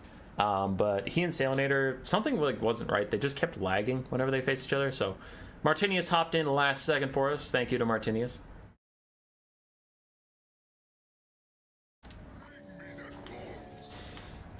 And this is actually one of the matchups where Tomb Kings is a top tier faction right now, but Norska's a bottom tier faction. But actually, just due to the way their factions work and how strong they are at different areas, Tomb Kings is actually not, I wouldn't say weak into Norska, but it's like a 55-45 matchup in Norska's favor. So this is one of the few matchups where Norska's pretty good. They have a lot of spells that can clear out the skeleton front line super easily, and then Skin Wolves are nice and cheap, anti-large, that can run down Ushaptis or Ushapti Greatbows or whatever. And then Cetra and his Kitty Cat can't just run rampant on the backfield because you do have a lot of mass and anti-large that can fight them. So Norska's got teeth here. We have a Firecaster with Burning Head and Cascading Fire Cloak, Wolfric with Fight or Die, Hunter Champions, and Seafang. We have a front line of Marauder Champions after that. Oh, okay, that's wild. Some Marauders in here too, but Marauder Champions, a Norskin Giant, Skin Wolves, and then 4 of these Marauder Hunters with Javelins. For the Tomb Kings, got to cast it quick because otherwise a Burning Head and a Seafang is going to kill half this front line, but Skeleton Warriors and Spearmen, we have Cetra and the Sphinx of Usef. And then there's a Seafang that already kills most of a Skeleton Warrior. Triple melee Ushapti, Chosen the Gods, 4 carrying up in the sky, and more Skeleton Spears in the back. Something's happening here. Osiris Incantation of Vengeance onto the Marauder Hunters' Javelins. That with the Ushapti Greatbow, Overwatch Fire. They're going to try and just rout those guys before the game even begins. But Cetra is running. He's running from all those Javelins. He's also running from the Skin Wolves. And that is why this matchup is doable for Norska, is because a lot of the time Cetra has nothing to fear in the backline and can just run rampant, but he actually needs to stay kind of close to his backline, and that's not great.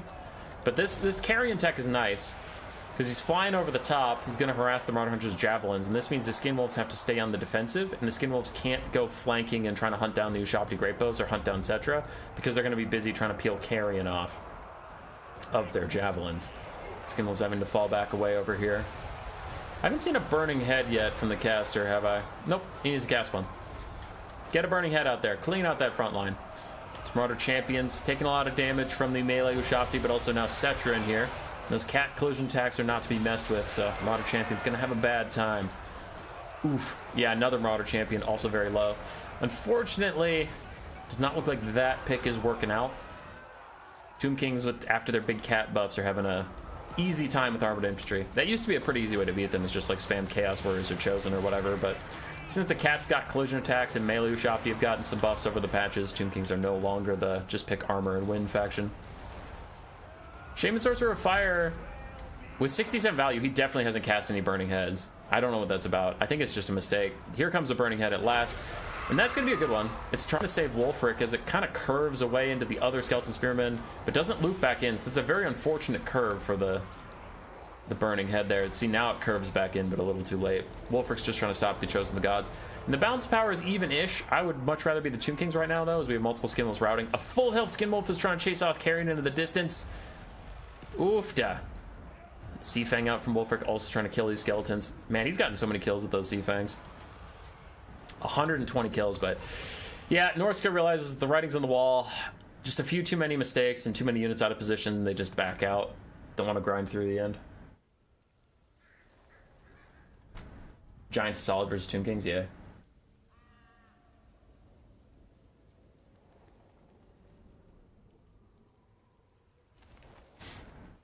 Yeah, I can appreciate that. Martinius, like, just made... His build was fine. I think he just made too many mistakes. Actually, no. I'm going to take back the build was fine. I don't know what the Marauder Champions are here for, personally. The Tomb Kings are so good at clearing them out. I just go with Berserkers and Marauders, because you want to get through the front line quickly. You don't want to get through the front line tankily. You know what I mean? But other than that, the build was fine. Like, I don't think Marauder Champions lost him the game. I just don't think this build is, like, super optimal. But maybe he took him just for fun. I think he surrendered when he saw he had a full health Skinwolf halfway across the map chasing Carrion. It's like, oh, fuck. I have to rally those, but it's going to take me so long. He lost all of his javelins at that point. He had a Firecaster, so I think that was an appropriate time to surrender. It was just like, shit, made too many mistakes. I lose, GG. I don't know. I can respect that. Maybe that's just, like, my caster bias. And sometimes you have to cast games that are super over, and you're just like, oh, God. For me, the worst for that is Domination. Whenever I play Domination, if someone doesn't surrender when shit's over, like, I'm completely surrounding their spawn point. They're summoning one unit every so often, but they make me triple cap. They make me grind up the points. I'm just like, bro, just fucking surrender. Shit is over. It's the most over it's ever been. Just let me go home.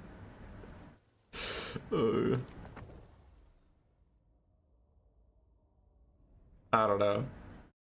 Maybe that's just the kind of person I am, though. Because in Turin's Faction War, when Alfredino and I played Empire Skaven, as soon as he sniped Ikka Claw with Elspeth, one-shot him with her laser, I was just like, all right, this game's over. And it wasn't a salty thing. It's just like, yeah, my leadership tanked. So I have four Wolf Rats that are currently harassing his Outriders. Well, they're about to start routing from Outriders charging them. If my Wolf Rats can't beat Outriders in melee because their leadership is too low, then I have no mobile pressure.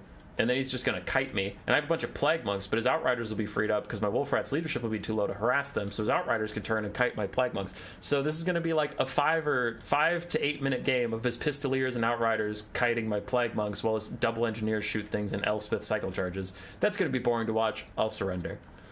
So I don't know. I appreciate a good surrender. I surrender when the game starts. I'm surrendering right now and loving it. All right, moving on. Game 2. Shut up, human boy. Vampire Counts. Salinator's main. This is his best faction. We have Fate Abuna and Spirit Leech on Manfred von Karstein with also a zombie summon Invocation Heck. Zombie frontline backed up by Skeleton Spears. We have the Claw of Nagash Mortis Engine protected by a bodyguard of Crypt Horrors and a Necromancer. And then some Blood Knights and Dire Pack. Lots of chaff, cheap infantry to slowly feed into the Beastmen while the Claw of Nagash drains down their forces, if they have any. On the other side, we have Torox the Brass Bull. I don't hate it. I actually don't hate it. His fire damage can prevent a lot of the healing the Vampire Counts want to put out, especially if you put him in a fight with something important, like the Enemy Lord or Blood Knights or whatever. Triple Throwing Axe Cav, one of which is the Centaur's Grog Hoogs of Wolf Run, ROR. Fate Abuna onto one of those guys already. Zongor Frontline, mixed in with some Pestigors. Blackrun's Ravagers as well. Butcher's Calvin Guard. Amber Caster with Amber Spear and Wiston's Wild Farm. Not Flock of Doom, interestingly enough. And goes the Amber Spear. A little bit of damage on the Claw of Nagash. And we do have some archers, but that Fate Abuna from Manfred was brutal. pretty much takes these Centaurs out of the game. Still 48 out of 60 models, but their leadership is so low that they'll rout at a slight breeze. I appreciate that he didn't do that with Grog Hooves, because Grog Hooves have passive healing. So they could just play this really slow and negate his entire Fate of Yuna by slowly healing up over the course of the game. That's smart. Archer's going to get free value onto zombies, and both sides are happy with that. Archers are happy to shoot, get some damage out while they can. Vampire counts are like, yeah, we brought zombies to get shot. Yeah, okay. I surrendered so much I never even played PvP. Does that mean I went, hell yeah, Grieven, hell yeah. Breath stack down the side as the vampire count's trying to move up. Beastmen are just kiting back for now. Don't feel overly pressured to engage in melee. We 12.5, we get the cold tub stream. You bet your ass you get the cold tub stream.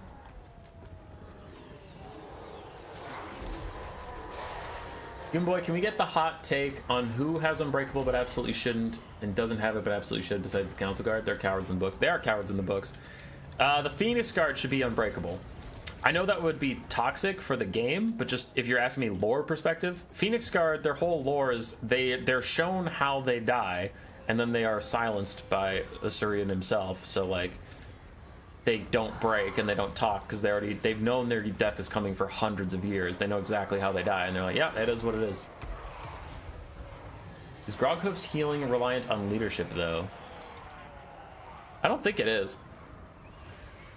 Oh, it's enabled if leadership is higher than wavering. I still think they'd be fine because they have ROR stats too, right? They have extra leadership. I've been distracted talking about other things, but it is just a vampire count slow advance while the beastmen try and slow this game down so they can throw their throwing axes so they can shoot their stuff. But Manfred's also happy to play this slow.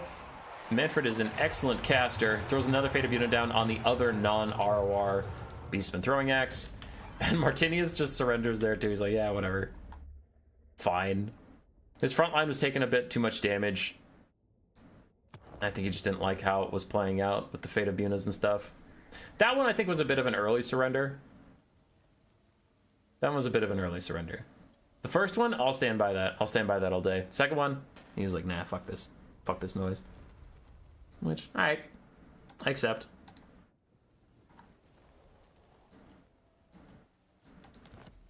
Third matchup for these two. Vampire Coast versus Lizardman. Lizardman. That's 10 motherfucking Saurus.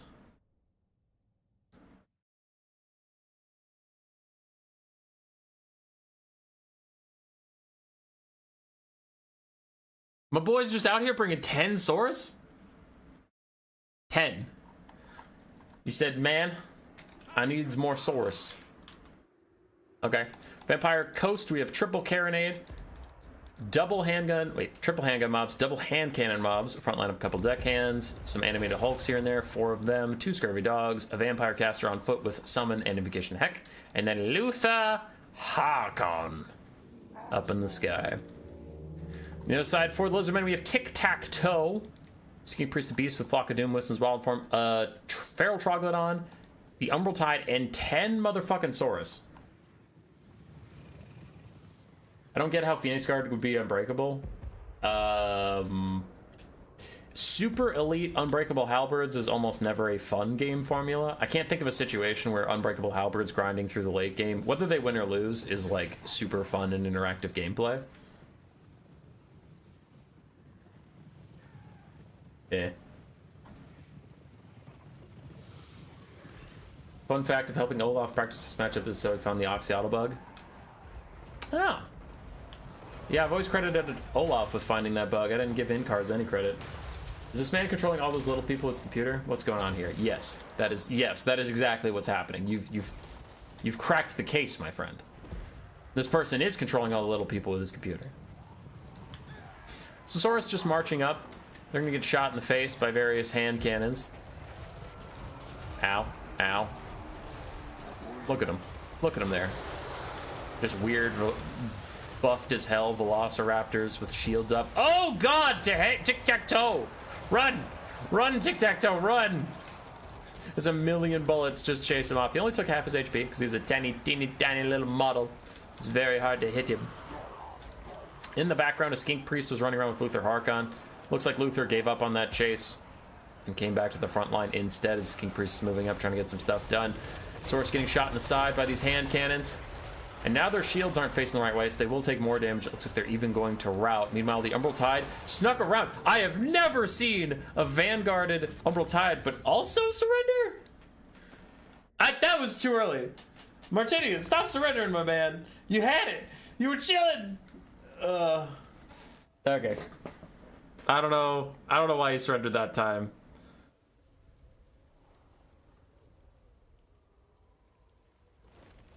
I don't know. Okay. It is what it is. We take those.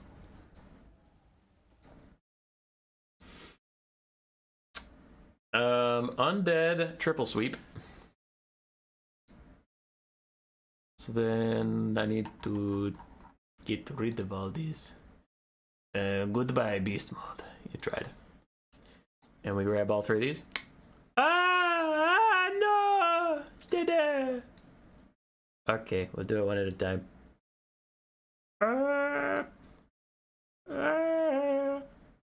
So Nagash advances with all 3. To fight Trickster's Chaos is 2. We need to go Nagash. Ascendant. Good job, Nagash Ascendant. Alright, next up is Raiding Party versus the Alliance of Men. The final of the dumb, stupid top 8 thing. And it's your boy, Human Boy, yes, versus Blood Penguin. Is me, the boy of hummus. I played these games. I guarantee you there will be no early surrenders. Are these replays messed up? No. No. Alright, I guarantee you I didn't surrender shit. I never give in! Against Plague Penguin. Alrighty.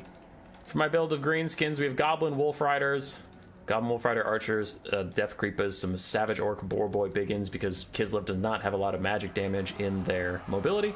Savage Orcs, Savage Orc Biggins, Goblins in the 8 Peak Loons, and then Foot Azhag with just Spirit Leech, but also his melee buffs. Then we have double Snotling Pump Wagons stacked up on each other.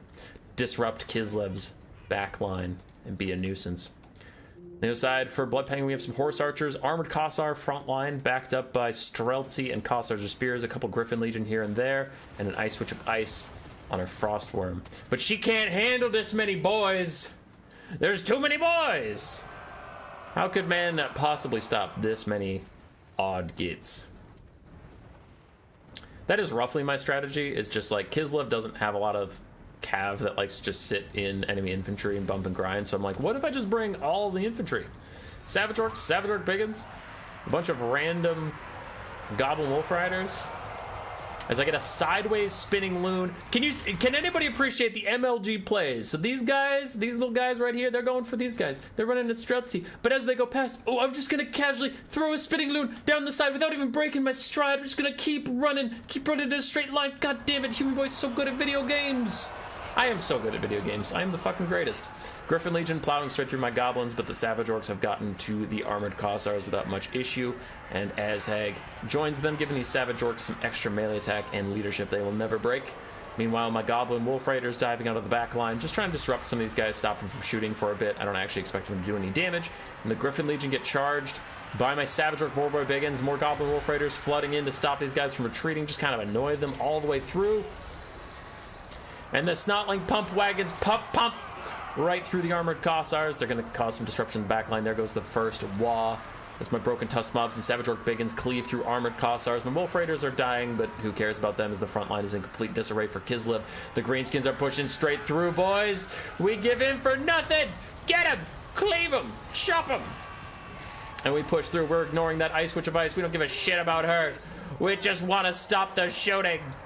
Snotling Pump Wagons getting messed up a little bit. Savage Orc Boar Biggins chasing down the Griffin Legion, getting lots of good damage out as my Spider Riders and various Wolf Riders and stuff are just disrupting the back line, making sure those Kislevites can't keep shooting for free, can't keep shooting my Savage Orc Biggins. Lost one Stumbling Pump Wagon, but the other one's still here, pumping away. Again, just constant disruption, being a nuisance. In come the Broken Tusk mob. Very much unbroken, very much unbowed. They're trying to ignore these Kossar Spears because I did task Savage Orc Biggins to cleave through these guys. The Savage Orcs will clean it up. I don't need the Broken Tusk mob to deal with that. Azhag's getting a little low. A little worried about that. 2 more Death Frosts and maybe a charge from the Frost Wizard and he's gonna die. But our Savage Orc Boarboy Biggins killed the Griffin Legion. That Snow Leopard's not real. I'm trying to ignore it. Kislev army's down to just like 1 healthy Streltsy, a couple Horse Archers here and there, and a half-health Ice Witch. Blood Penguin, realizing that things are not going his way, does go for the Lord Snipe. That is classic. When you are behind, just try and snipe out the enemy Lord. Maybe you can turn things around in your favor. Griffin Legion get a beautiful charge on my Snotling Pump Wagon. And now Azhag's in a bit of trouble. He's punching. He's fighting his way out of here. Frostworm's actually going to get away from him. A little surprised she didn't want to just keep sniping me out. But we do have a bunch of Savage Orcs closing in. And the Broken Tusk mob are here to make sure the boss is safe. They're like, hey, what's all this stand you causing ruckus? And Blood Penguin's like, ah, shit. It's over. I think Greenskins are the least hated faction. Yeah, Greenskins are great.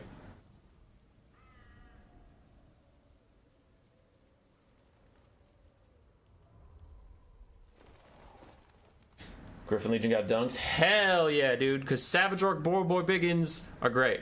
If you want my actual thinking for why I took Savage Orc Boarboy Biggins, Griffin Legion and all that stuff have really good armor piercing. Warbear Riders have really good armor piercing. Like, Griffin Legion aren't primarily armor piercing, but they just have really high weapon strength and really high stats. So my thought was, if we're getting in a stat v stat fight, I'm going to lose. So I'm going to put all of my emphasis on melee attack and damage. And my thought was like, listen, if I'm going down, you're going down with me. Not, my Savage Orcs are going to survive to the end of this game. It was swing on the way out, boys. Just fucking swing on the way out. That's all we need. That's what we did. Because I wasn't just planning for Griffin Legion. You also are planning for, like, Warbear Riders, right? The Oath Brothers of Tor or something with a Patriarch. And, yeah. I just wanted to get some damage out on the flanks while my infantry did really good work. That was the rough plan. And it worked. It did fine. We did good. GG's to me. Merry Christmas to me. Alright, I dumpstered Blood Penguin. Game 2. Ogre Kingdoms versus Empire. Shid. I gotta face the Empire. I'm not a fan. I don't like it. Is a Greenskin player Eternicity? I saw that icon somewhere before, Nick. Yeah. Everyone's seen those icons somewhere. Nobody's ever seen mine. Alright, Groger Kingdoms versus the Empire. I know Blood Penguin is a kite player, so I thought I need to sandwich him, because I was worried that this would turn into... I was worried if I take my normal build of Iron Guts, he would take Outriders, and then, like, play this game where he just keeps kiting back and back and back. So I thought instead I would downgrade my Iron Guts mostly to Ogre Bulls and Sabertusk packs, but then I would move Gorgers up the flank and stop him from being able to kite anywhere. So that's my rough plan. I like to point out the plans when it was my replay, because then I can talk about what the player was thinking before the game starts. Because when it's other players, I just guess at what they're thinking. But I know what I was thinking. I'm setting up the Gorgers behind him so he can't kite back. Now, unfortunately, he didn't take any kite, but that still means I get to flank, so it's not all lost. Nobblar Trappers in the Vanguard.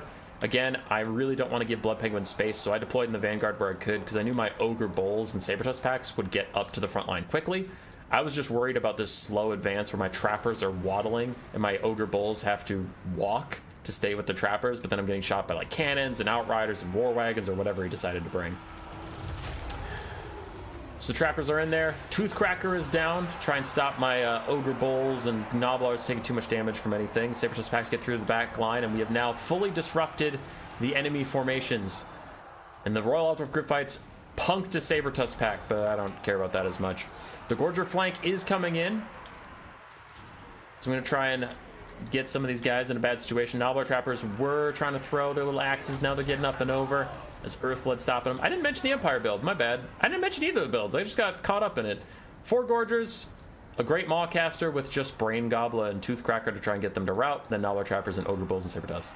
For my opponent, Halberds and Spears, pretty classic stuff, but he has the Silver Bullets, Jade Wizard, Franz, and then some Empire Knights and the Royal Altdorf Gryphites. The Gorger flank went fantastically over here. We killed an entire Empire Knight very quickly, and the Demigryph Knights were forced away. And now we turn inwards, and now we got to take this hammer and just run it down the line, winning every single engagement, getting into a late game where it's just Franz and some Demigryph Knights versus a whole bunch of Gorgers. So far, things are going okay. As now Spearmen are routing. Franz is trying to hold it up. He is killing some Iron Guts, but I have Gorgers in here. Gorgers fighting through it, and Silver Bullets have not been able to shoot much. Bounce power is pretty even. Ogres are a little behind. A little bit, but that's okay. Quick little Brain Gobbler to get these Halberds to rout quicker, leaving Franz all alone. Also just didn't want to fight Halberds because Halberds are spooky. My other Gorgers are pushing through these guys, making sure those Silver Bullets never feel comfortable. Do not allow them to fire. As Empire Knights and the Royal Altdorf Gryphites collapse in on my Gorgers to stop them, but Gorgers are unbreakable. You're going to have to kill every single one. Do every piece of HP to these guys. And never give up. Meanwhile, we try to take a fight with Franz. He's holding back 2 Gorgers with other Demigryphs in here, so we're just trying to get any damage out we can, but his Life Wizard keeps healing up things. I do get a nice Butcher and a Toothcracker onto my Gorgers, giving them a little bit of missile resistance and armor that they aren't used to having. As these Halberds are stopping a lot of my boys. I'd like more of my boys to be getting through here. So we have some Gorgers and Noblars getting caught up. We have rallying Saber Tusks and rallying Iron Guts that need to come back to the fight. As Empire Knights fling my Noblars all over the place. We have 2 different battle lines forming now. The Ogre Clump and the Empire Clump.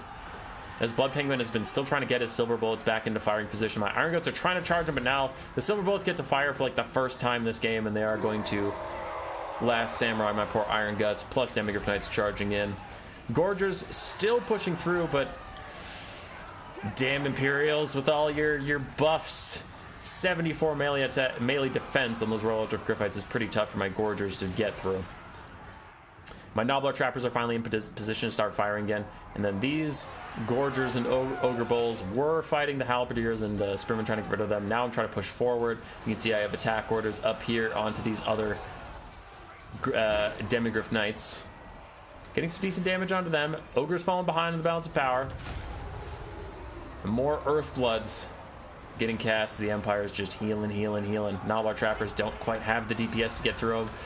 My Slaughtermaster and Gorgers are trying to team up on Franz, but Franz is a much better combatant than my Slaughtermaster. No! It's slipping away! Silver Bullets, not a lot of value for them. I have Ogre Bulls who have rallied and they're done chasing Halberds. They're going to charge the Silver Bullets instead, but the Royal Altdorf Gryphites from Blood Penguin, he peels them away from the fight, charges down my Ogre Bulls. Damn you, Blood Penguin, and your superior ability to recognize battlefield state and save your Silver Bullets from my Ogre Bulls. Bastard. Though I don't think he even needs the Silver Bullets to win at this point. Franz is taking some damage. He's overstayed his welcome in all these Gorgers now that Stand Your Ground is down, and this is probably my last chance to try and win. I throw my Slaughtermaster at him. I throw Dismember down so he can't disengage from this fight with my Sabertusk and my Gorgers. I'm trying to get extra damage out onto Franz. There's still that fucking Jade Wizard, but there's not much I can do about it because he's kept it safe behind all these damned spears and Demigryph Knights. Screw you, Royal Altdorf Gryphites, and your nearly healed captness, and then you army lost me because you're an asshole. Stupid thing, it's the stupid Demigryph Knights and the thing. I was gonna win.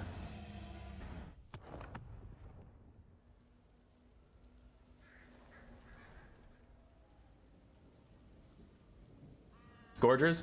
Yeah, like, I don't know when you sent that message, so if it was before I explained why I brought Gorgers. I was setting him up as like a flank in case he wanted to kite me without riders or war wagons. Then he couldn't kite back, because like, we saw that I was doing well in the early game, so I didn't even need the Gorgers. Ogre Bulls, Nobbler Trappers, and Sabertusk were enough to beat the Empire front line.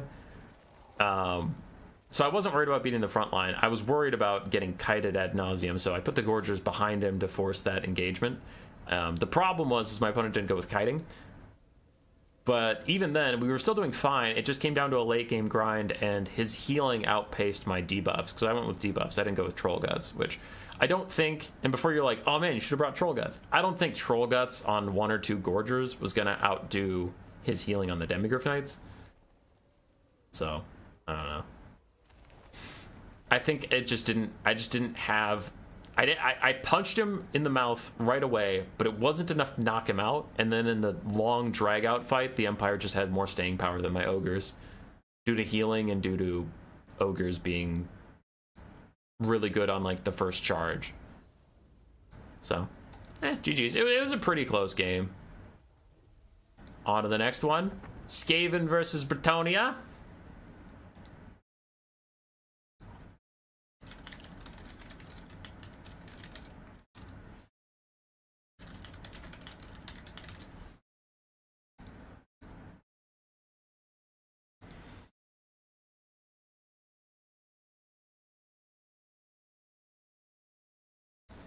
Here we go. Skaven. I like Deathmaster Tzeentch in this matchup because I know they can't bring Spirit Leech, and without Spirit Leech, Tzeentch can actually do all right. His Armor Sundering and Spin is pretty good against Knights. Front line of Clan Rat Spears. We have Rat Ogres, 4 of them for some mass Avalanche Mortars, double Warp Lightning Cannon, some Skaven Slaves in the back, Wolf Rats to run down Archers if they exist, a Plague Priest with both of his summons, and Deathmaster Tzeentch. On the other side, we have Lewin Landcur, a Beast's Caster with Flock of Doom, and then Knights of the Realm, Peasant Mobs, Men-at-Arms, some Archers, some Battle Pilgrims, and then in the very far back, Knights of the Realm and Defenders of Fleur-de-Lis. But no Grail Knights, just a very cheap core. Tzeentch is sneaking up. He can't see him coming. And now the Rat Ogres are upon him. There's the Deathmaster Sigil. Now Lewin is locked in place with the Deathmaster and the Rat Ogres. We're going to get some good damage out onto him here. He pops all of his buffs that he can to try and keep himself safe, but we're still getting good damage out. Lewin's almost going to rout, and if I can rout him, that would be huge, because that shuts off his healing for the rest of the game. So I'm like, rout, you stupid bitch!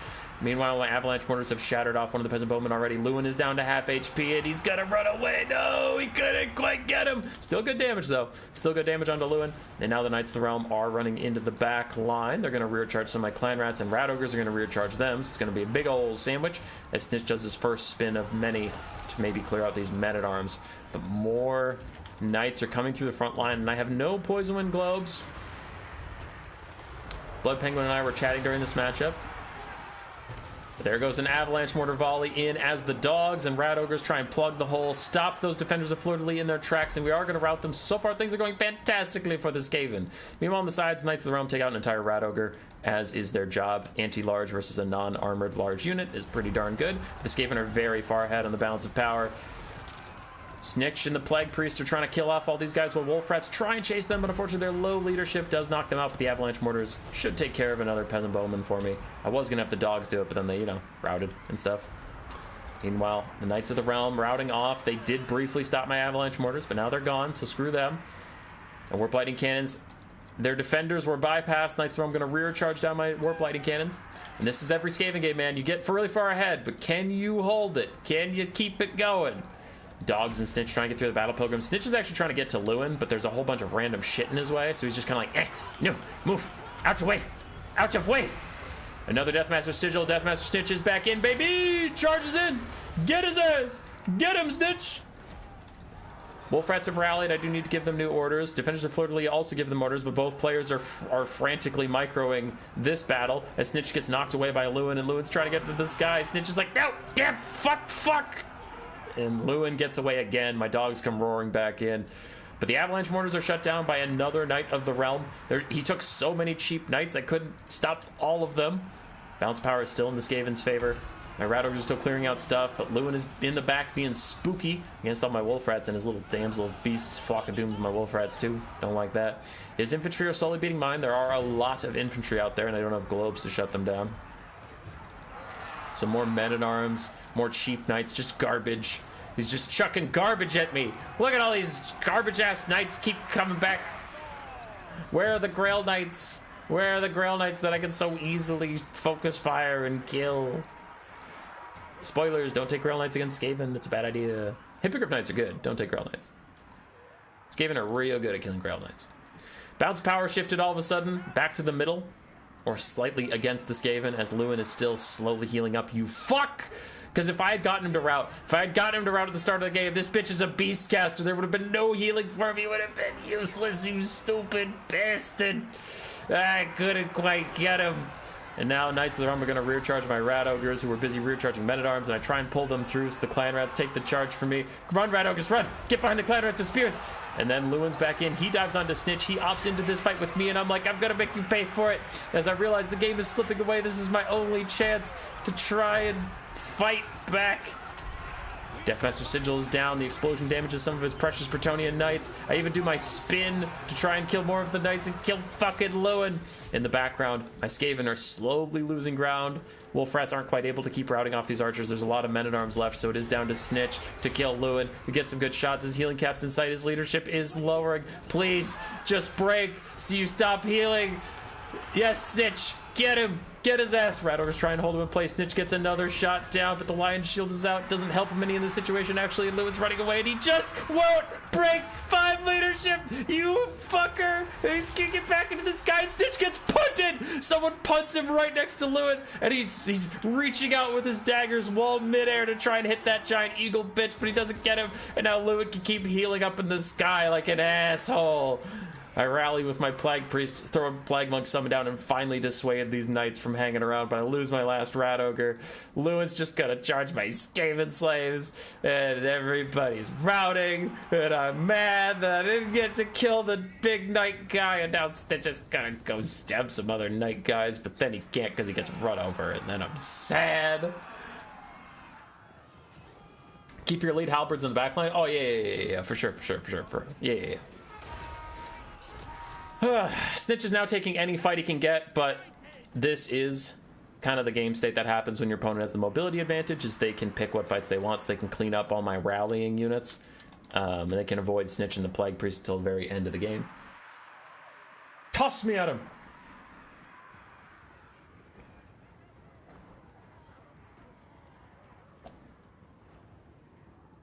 As I drink my tea and read chat. Bop. Tzeentch is back in the fight. My Plague Priest took some damage, and then he's going to immediately cycle charge out. He's got some archers back online. Lewin is slowly healing, so Blood Penguin just wants to slow this game down. That's respectable. I can play this at ×2 speed until the main fight actually happens, but Lewin charges in. He uses his Knights of the Realm to peel Tzeentch away, and I do chuck down my Deathmaster Sigil to try and get some damage onto his knights. Try and get some time for Lewin to go for Tzeentch to go fight Lewin, but you can see I'm just getting fucking bounce housed in the middle of these knights, so I can't go get to Lewin like I want to. He routes off my Plague Priest. There'll be no more summons, no more support for me, and Tzeentch is still like, will you get the fuck off of me so I can go kill that guy? I want to kill him. I want to so bad. He's trying to get there, but the knight's getting his way, and Lewin's gonna get back into the sky like a little bitch, like a little pussy. Won't fight me. You're scared of one little rat. You're a Grail Knight on top of a Griffin, and you're scared of one little rat. I got a knife in my tail, and you're so scared of me. You goddamn. Flock of Doom on me, just for insult to injury. I'm trying to serpentine my way over here. My clan rats charge with me. But it's probably GG. I mean, Tzeentch doesn't have ITP, so if he even falls low enough... Hey, army losses. Hell, we'll take that. We'll take those. It was a good game. 2,100 value for Tzeentch. Summons caster don't right. My clan rats held for as long as code. Avalanche mortars did very well. Dogs were good disruption. I was trying out the double warp lightning cannon. I didn't think he'd bring literal garbage. Like, these had nothing to shoot. Lewin jukes a ton, and he had 5 super cheap knights that he kept. He advanced some of his knights through like a gully, so I couldn't shoot them on the right flank. On the left flank, he advanced them behind a hill, so I could shoot down the center. And we saw I murdered those 2 knights in the center, where the avalanche mortars hit him and stuff. But like, the warp lightning cannons just didn't have any targets because he used the map terrain really well, and his build didn't have any elite knights. These were for the Hippogriff Knights. Hippogriff Knights, enemy trebuchets, enemy Grail Knights if he brought them. Alberic, because Alberic doesn't have his own self-healing, but he brought none of those. He just brought a ton of cheap knights and hit him behind terrain, so that was just really good play and a good build for my opponent. Yeah.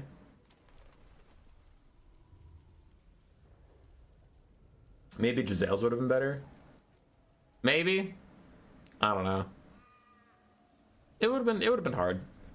Like in hindsight, in this specific matchup, in this specific map, and with this opponent who clearly had a plan for him, the Warp Lightning Cannons weren't good. But it's like Warp Lightning Cannons have served me well in the past, so I'm not gonna pretend that like I should have known better. It's like no, they've worked for me other times. It's just my opponent proved rather clever.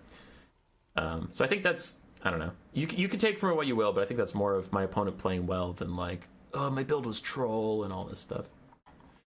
All right. So just to update everybody, I beat his Kislev, but then I lost to his Empire and his Bretonnia. Greenskins are still in this, baby. We can either bloody his nose on the way to go fight the Elves, or I'll go fight the Elves with just frickin' Greenskins. So think about that. I have a blocker up, right? Yeah, I do. Good. I want to go back to the game. So we're not done yet. We ain't done. We ain't out of this. I got my green boys. And my opponent opted to fight the Greenskins with Bretonnia first.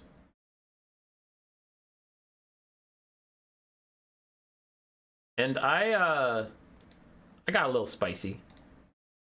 I got a little spicy with my build. Don't you think? Okay, do you think Mass Globes would have been better? So, here's the thing. The objective answer is yes. And now, while the build I took wasn't troll, while the build I took was good, and I have used it before to some success, why didn't I take 4 globes? You should probably take 4 globes. But Blood Penguin is my friend, and it was a for content tournament, and I know he hates fighting Skaven. So I did take a build that was a little more interactive and a little more fun than just globe spam, because he's a friend of mine. And we were chatting during these games, and he also, so like, we didn't handshake on it like, this is a deal, it's set in stone, but he tried not to do Hippogriff Knight and Regrowth Cheese, and I tried not to do boring Skaven box with a bunch of globes. So there's a little behind the curtain. We did have a little bit of an agreement not to be assholes about it. And I think the game was pretty fun, so I think it was worth it. But yeah. No, it's just, I was talking to my buddy and I didn't want to spam globes on him for like the 90th time. Because I trained with Blood Penguin a good amount for some of our bigger events. So he's faced my Skaven a lot and he's dealt with globes a lot, and it was like, nah, I'll switch up this once. So we're going with the, I wanted to fight his Bretonnia with my Bretonnia, so we brought the Bacon Bretonnia build. Savage Orc, Boarboy Biggins, Boar Boys Basic, Triple Goblin Rock Lava, a front line of Goblins, and the Warlords Boys with their armor sundering. And then I brought just a Goblin Great Shaman with Itchy Nuisance and Gork'll Fix It slow and debuffs to stop him from disengaging. And in comes the Knights of the Pig! On the other side, real quick, we have Knights of the Realm for my opponent. Knights of the Realm, Knights of the Realm, Knights of the Realm. Lewin again, and then a front line of Men-at-Arms, Polearms, Men-at-Arms Regulars, a couple Peasant Archers with Pox Arrows, and a Damsel of Life with Flesh to Stone and Earthblood. So Blood Penguin was not expecting this, and when the game started, he was like, what the hell is coming my way? So immediately his knights start retreating like, whoa, whoa, whoa, whoa, whoa, whoa, whoa, whoa, whoa, what's happening here? As Gork'll Fix It slows down the Knights of the Realm, and their own Lance formation lowers their melee defense for me, so I say thanks, Lance formation, as my Greenskin Knights plow through the front line. The peasant mobs are already routing, and the Knights of the Realm retreat back to safety, but I have Savage Orc, Boarboy Biggins on the flanks. There's nowhere to hide, you Bretonnian filth, and meanwhile my triple Goblin Rock Lavas are just robbing locks. Robbing locks? Yeah, whatever. Lobbing rocks. Bacon Cav charges into the Knights of the Realm. Now, unfortunately for me, these are Savage Orc Boar Boys, so they don't have armor, so you can see the Knights of the Realm are doing very well into them. It is what it is. You can only have so many Cav, but I immediately tasked some Rock Lavas to try and punish these two Knights blobbed up on each other. I have the Broken Tusk Mob. It's a lot to micro for my shitty little Skaven hands, so I'll admit I lost track of the Broken Tusk Mob. I thought they were fighting something, because they're close. They're close to the front line from my perspective. When my screen's like here, I'm like, yeah, they're over there. They're doing something. They ain't doing shit. They're sitting still. Whoopsie poopsie. As the Bacon Cav run through the archers on the back line, some of these Bretonnian Knights have taken so much damage. The balance of power is 50-50 for now, but I know the game time is not on my side. Lewin is self-healing, and there's a life bitch somewhere healing up as well, so I gotta keep the momentum going as we crush through these Knights of the Realm. Men-at-Arms Polearms, wasn't expecting him to bring those. are Giga Chad in this matchup, apparently, because if I bring all Bacon Cav and he has halberds hanging out, that's really bad for me. I send my little Goblin Shaman after his Damsel, stab her in the back, so I keep spamming out debuffs, itchy nuisance here and there. Other knights trying to charge back in. The Greenskins are losing momentum. We're losing the plot. But all three of my rock lobs are still up, so clearly I'm gonna win, right? There's a broken tusk mob, hold it down in the center. His knights have taken a lot of damage, but those men-at-arms polearms are actually a huge fucking problem. Like, I was having such a hard time getting through those. Meanwhile, some Savage Orc Boar Boys find their way straight through the front line, get onto those peasant bowmen with pox arrows, and take a shockingly long time to kill them. Don't love that. I was unsuccessful in sniping out the Damsel of Life, as my little Goblin Shaman is just kind of stuck now. There we go, we're getting some good damage on the peasant bowman. And someone finally got through the front line. I send some desperate Boar Boy Biggins to stop them, but they shattered pretty quickly, and now my rock lobbas are in danger. And they're all gonna start flinging at this cluster of those damned polemen and spearmen at arms, and I'm like, just die! Just get out of my way and die, as I realize that my rock lava's time is extremely limited because there are some knights up there that could sweep through all those guys super easily. Bounce power, I've stabilized at slightly losing for a while as my Savage Orc Boar Boys get charged by the remnants of Bretonnia, itchy nuisance to lower their melee attack and try and help my Boar Boys out, but they're still gonna take a lot of damage. There's so many knights and they're getting earth-blooded. They're getting earth-blooded, you bastards. I have some more Boar Boys, though. I'm actually going to keep my Rock Lobas online for a little bit longer. I thought they were doomed. This replay was over like 3.5 weeks ago, so I forget exactly how it went down. I thought those knights were just going to sweep through my Rock Lobas. I guess not. I guess they stay alive. Rock Lobas still trying to punish this blob. Catapult's firing in, doing really good damage to the Knights of the Realm. And my sneaky little Great Shaman's still alive! I thought Lewin would have killed him by now, but he's still alive! And we have a fucking Grail Relic that makes all these guys unbreakable because he's an asshole! Bounce power turns further against me. Still have some goblins trying to help me out. Still have some Savage Orc Boar Boys on the high ground. I tear out away from Lewin with my Great Shaman. Run, Great Shaman, run! He's stuck! He's stuck! There we go. Now he's running away. He's running free. Rock Lobas is still up. Here they go. The defenders of Fleur-de-Lis about to just kick the shit out of my remaining forces because it's mostly these 3 Rock Lobas and they're going to kill all 3 of them real fast. We had fun though. We had fun as my Goblin Great Shaman tries to snipe out the Damsel. The defenders of Fleur-de-Lis get their first Rock Lobba kill. The other 2 are soon to follow as I have everyone shooting at these polemen because I was in chat. I was chatting with them and I was just like, fuck your polemen, and started shooting him as I'm dying.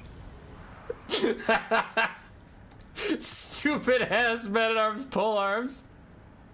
Assholes. Look at their value. Look at them.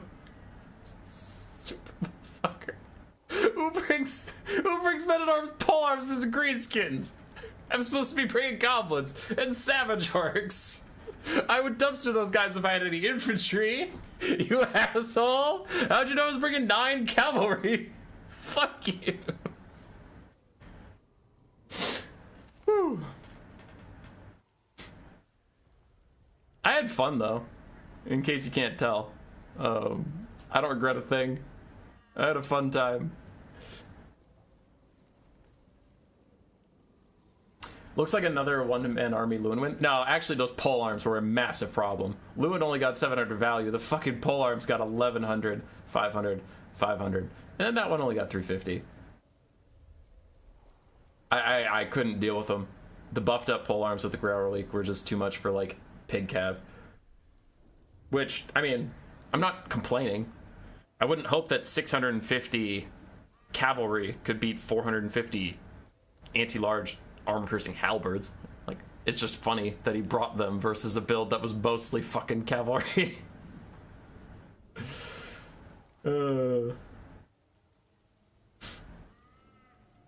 That's funny. Anyway. Back to the Photoshop. So my greenskins did fall. And the Alliance men will move forward with the Empire and Bretonnia.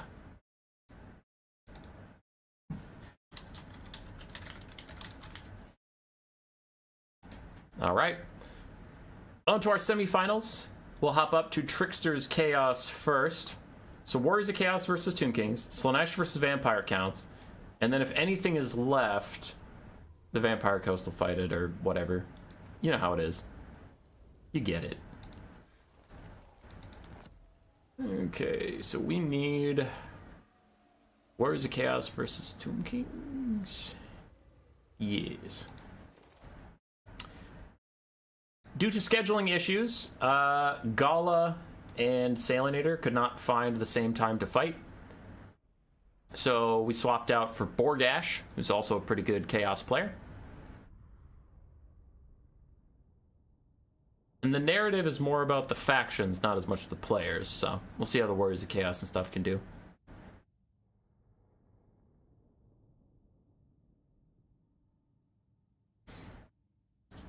Warriors of Chaos, Tomb Kings, Archaon bringing double Exalted Hero of Tzeentch.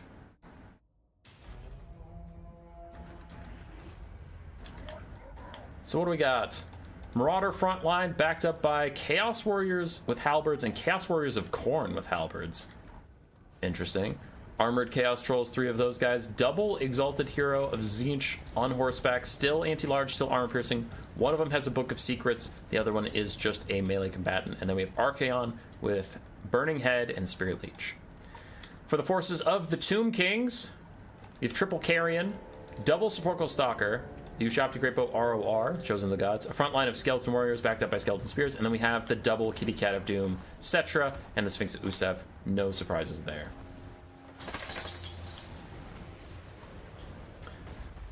Tequila Sunset, you are correct about their identities, but for the sake of the stream, I just use the names they present to me because their Discord names are very different. And I might confuse people if I'm like, Lenorm wasn't around, and they're like, who the fuck's Lenorm? I saw Gala. Anyway. Kitty Cat's trying to get out here, get a little bit of damage. They realize there's nothing to punish them. There's no Marauder Horseman Skirmish Cav. There's no... Yeah, Hazel's jingling in the background. There's no Chaos Knights. There's no reason for them to not be out here, so he's just getting some free damage out. He needs to be a little careful. Does overextend into some Trolls, and Trolls can hold him in place. This is actually a big fuck-up from Cetra. Now he's getting rear charged by the Exalted Hero. He has to bring the Sphinx over to save him. The Sphinx is like, get out of here, Trolls! Get out of here, snail! I don't want to assault another human being. You just have to. She makes you do it. Anyway, enough Always Sunny in Philadelphia references. Archaon's chasing Cetra, and Cetra's down. Already a third of his HP is missing. Sparkle Stalkers are trying to line up the shot, but now there's so much confusion and shit in the way they can't actually get a clean shot. And Archaon is not giving up on this chase against Cetra. Takes him down to half HP. Trolls piling in. This is a fantastic start for the Warriors of Chaos. Everything has just gone to shit for the Tomb Kings when they broke their formation. Cetra and the Sphinx were trying to get some cheeky damage onto Marauders for free, but he overextended a little bit and got punished so heavily for it, for just going a bit too deep and getting caught in those Trolls. Now these Exalted Heroes of Tzeentch are fighting all the large targets they could ever want. One's even going to go for the Chosen of the Gods. I really like this double Exalted Hero tech here. Clearly very disruptive for the Tomb Kings, as we have some Skeleton Spears and Carrion. Not sure what to do at the moment. They don't have a lot of great targets. Cetra gets Spirit Leech. He's going to charge down this guy. Carrion running up to peel Archaon off, probably. Yeah, they're going to try and body block Archaon, but he is too fast. He goes beneath him, gets a rear charge onto Cetra. Now Cetra is in a nasty 2v1. Sure, he has all the Skeleton Spears he could ever want, but he ignores them entirely. His Exalted Hero terror routes at like 3/4 HP? You fucking coward! You get in there! You're an anti-large halberd fighting unit, and you got spooked by a big thing? What are you, an asshole? Turn around and fight, you coward! Cetra chases him off. It's all fine. We're all chilling and having a great time as Chaos Warriors of Khorne are grinding through these guys, completely unconcerned about the size of their opponents, since they're happy with their halberds. Their leadership is tanking pretty low. Don't know why it's that low. Archaon's still alive. Calm down now. I hear an Usurians, but I don't know where the Usurians is. I guess I don't get to know. Warriors of Chaos are pretty far ahead on the balance of power. Well, okay, they're not that far ahead, but they are ahead, and I would also rather be them than be the Tomb Kings right now, but I'm getting a little concerned how many other things are routing. Like, even Chaos Warriors of Khorne apparently losing their leadership, which is very bad. So, while I would rather be the Warriors of Chaos than Tomb Kings in this exact situation of game state, I guess the Tomb Kings still have some oomph in them. I'm a little surprised. Ushapti melee summon is coming out next to these Exalted Heroes while the Sphinx of Usef comes over. This is a big moment for the Tomb Kings to try and get back in this game and reclaim the mantle. If they can kill both of these Exalted Heroes while surrounded by mass and armor-piercing stuff, that'll leave Archaon all alone. And then Archaon's in a 1v2 against the double Sphinxes instead of a 3v2 with his Exalted Heroes. So this is a key moment. But one of the Exalted Heroes slips away, and he's actually going to go for a Cetra. He's like, you snipe me? No, I snipe you. I dictate how this goes. Slayer of Kings pop for Archaon. He gets huge damage onto Cetra. Cetra only has 38 melee defense on his cat. His cat is an excellent mount, not because of its melee stats, but because of its mass and its speed and its collision attacks. But if it's stuck in a duel, it actually does very poorly. And we can see that here as he's getting super low. Whereas the Chaos are increasing their lead as more Chaos Warriors with Halberds are relentlessly marching through the Tomb King's front line, always supporting Archaon and the Exalted Heroes. These Exalted Heroes aren't giving up just yet. Cetra at 1,000 HP, barely not crumbling, but he's hanging in there for now. The Searing's Incantation of Vengeance is going to proc the Restless Dead, give him a little bit of healing, though he does take a big chopping of damage. He's standing in Chaos Warriors with Halberds. This is the death of him, as the Spear Leech is also going to hit him. He's going to start crumbling any second now, as in the backline, the Sphinx of Usef did kill one of the Exalted Heroes, but Cetra dies over here. And that's going to be really rough for the Tomb Kings. All undead factions rely on their lords pretty heavily. Tomb Kings are the least lord reliant of the three undead factions, but still, just losing that leadership means you're all going to start crumbling that much faster, and you don't get that slow passive healing of whenever Cetra was throwing out a spell. So it is pretty rough, even though they aren't as debilitated by it as other factions. We have one healthy Skeleton Spear left. I wonder if Archaon bothers burning heading it just to clear it out, or if he's going to save all of his stuff for Spirit Leeches onto the Sphinx of Usef, but he's got to be a little careful. He and his Exalted Hero are both super low, and their HP isn't that high, 3,000, so the Sphinx could, like, probably 4 hits would rout him, 5 hits would kill him. Needs to be a little careful. And there's no reason for Archaon to overextend himself. We can see the Warriors of Chaos have far more support than the Tomb Kings. The Exalted Hero is probably going to try and get away from the Sphinx, but actually he gets attack orders onto it. It looks like he realized he was getting charged. He's like, ah, fuck, might as well try and get a hit out here or there where I can. But yeah, that Exalted Hero is probably going to die. Archaon's just staying safe in the background. But it looks like this late game will come down to a full health. I didn't notice that. A full health Chaos Warrior of Khorne with Halberds grinding through the Sphinx of Usef. I think he feels pretty safe about that. Book of Secrets was cast on the Sphinx, and he got Fate of Buna. For once, he didn't want the Fate of Buna, but he got it. But a follow-up Spirit Leech from Archaon does good damage. You can see Arch is just trying to avoid this fight. Let his army grind through the Tomb Kings, as is wise. And the Undead, they went 3-0 in the quarterfinals. They get their nose bloodied in the semifinals, already losing their Tomb Kings.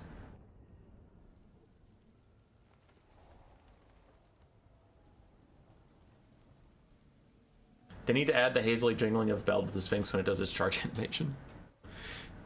I liked that double Exalted Hero. I like that a lot. That was actually really smart stuff. Chaos Warriors did fine. They just had to be there in the late game and grind through some stuff. Archaon did great, as he always does. He's very expensive, but man, he earns it. But the Tomb Kings, their infantry front line doesn't usually get a lot of work done. Sepulchral Stalkers also had a hard time because they had a one-shot shoot at Archaon, but there was so much shit in the way that they got obstructed. And then after that, they were constantly fighting these Exalted Heroes and Trolls that just kept running at them. So they were put on the back foot all game. The Sphinx of Usef did great. Tried to hold it down. So it's game 1.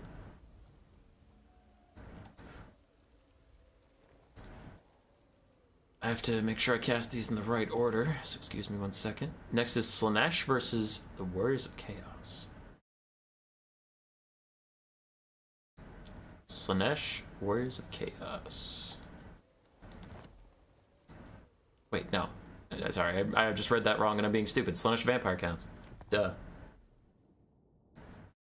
Warriors of Chaos, the new undead faction.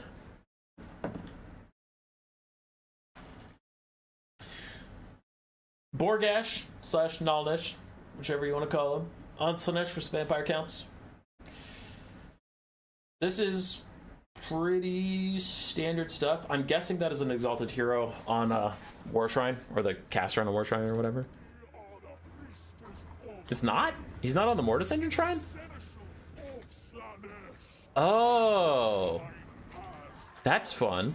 He took the Sorcerer on foot with just Rampage to force bad engagements for crucial units, but then he took a Shadow's Keeper of Secrets with Pit of Shades, Enfeebling Foe, and her own Rampage. Interesting. With triple Exalted Demonette, triple Seekers, and then we have an Exalted Keeper of Secrets who's currently getting Gaze of Nagash. Womp. And then 4 Skirmish Cav. No side for the Vampire Counts, front line of zombies. We have some dogs mixed in here. We have a Vargulf, the Claw of Nagash, a Necromancer, some Vargeists, and then we do have a Strigoi Ghoul King with Gaze of Nagash and Invocation Heck. And this lady goes in deep, immediately pops a Rampage, and is probably going to Pit of Shades herself. She's going to Pit of Shades herself. As the Seekers get a rear charge in here and there, that Pit of Shades isn't actually going to do that much damage to the Crypt Horrors, so this is probably an overextension. She is one-tapping that Necromancer, but I don't know if it'll be worth it. She really doesn't have that much healing, and yeah, she has taken too much damage. This was way an overextension. At first, it looked so good when she was annihilating the Necromancer, but then she herself gets killed. Her leadership falls. She's demonic instability crumbling as she tries to path out, but she's getting slowly whittled down, and you can see the Vampire Counts take a giant lead in the game, and I would not be shocked if he just FF'd after losing his very expensive lord like that. And the Necromancer survived. It was all for nothing. A wild overextension there from Slaanesh. But I wonder, after taking the Gaze of Nagash, like, I don't think that was the correct decision ever. I'm not trying to justify it, but I wonder, after taking the Gaze of Nagash, he was like, wow, shit, that does way more damage than I thought. This game needs to end quicker, and did something silly and like charged in, and then probably like after he charged in, it was probably like, well, shit. Now the dogs of the Vampire Counts are moving out, harassing these Marauders who just lost their lords, so actually their leadership is insanely bad. As we can see, the caster is already routing. And what is that? A narcissism? How'd you get a narcissism already? How'd you get a tier 2? Oh yeah, crumbling undead. Yep, that'll do it. These demonettes, like, single-handedly just got them that narcissism as they cleave through zombies and charge up like infinite army passive for Slaanesh. Damn, though. That Lord throw was a little wild. That was a little wild. Yeah, okay, he surrenders. He just goes straight in. It was for a Necromancer too. He's like, hey, fuck that Necromancer. Goes for him and fucking dies. Holy shit. Oh, Borgash. Your last game was so good and so clever, and then this game was just a big whoopsie. Just a YOLO sprint straight to his death. I like the thought of like the rampage into Pit of Shades, but when he rampaged 3 single entities and a Crypt Horror, and it was like, man, that Pit of Shades is gonna do no fucking damage, and she just dies. Whew. Oh, my sides hurt. No, that's too funny. All right. So heads up for this. Select the right thing. So we lost Slaanesh. We lost the Tomb Kings. Still have the Warriors of Chaos. And the Vampire Coast haven't fought anybody yet. So I believe the first fight is going to be Warriors of Chaos versus Vampire Coast. But if the Warriors of Chaos beat the Coast, they'll fight the Counts. If they beat the Counts, Warriors of Chaos will move on. So it is not over for them just yet.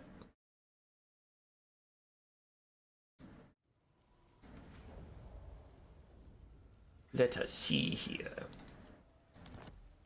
Warriors of Chaos versus Vampire Coast.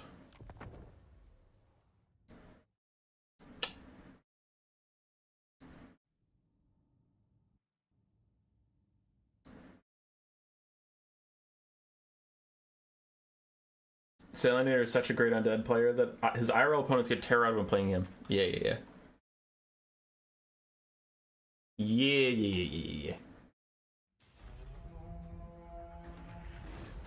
Alright, Borgash back on Warriors of Chaos, which I believe is actually his best faction.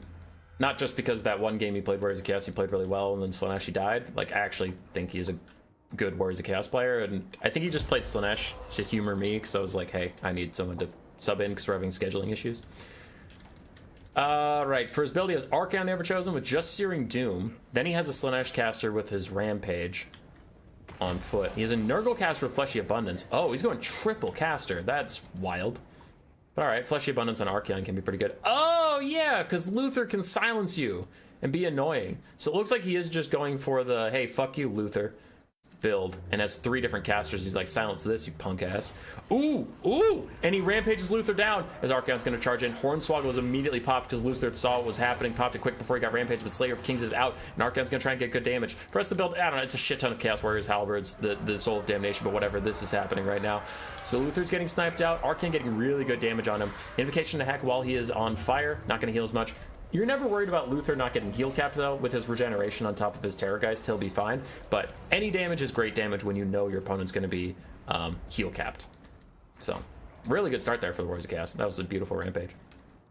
On the other side for the Vampire Coast, Animated Hulks, Night Terrors, the Lamprey's Revenge, and then some Bomber mobs, some Handgun mobs, and some Zombies pole arms, Zombies regulars. Luther is very expensive, so he's taking up a lot of that balance power army funds. Only an Invocation to Heckcaster, not even summons. Okay. Well, the Soul of Damnation is forcing... Whoa! Sneaky dogs! Sneaky dogs! I didn't even see those guys coming. Holy... Okay. Anyway, the Soul of Damnation is forcing the Vampire Coast forward, but a very sneaky dog got onto them. And we saw their HP bar was teeny tiny, and then it gets buffed up. Look at this! Look at this! So, the Soul of Damnation... I think they have exactly enough Chaos Dwarves to keep fighting. I see 2, I see 3. They have like 3 Chaos Dwarf models left. And look at how he saturates the area with his Chaos Warriors. He's like, never again will a fucking dog get to this Soul of Damnation. It's just boys standing correctly on top of it. Like, never. You can't touch him.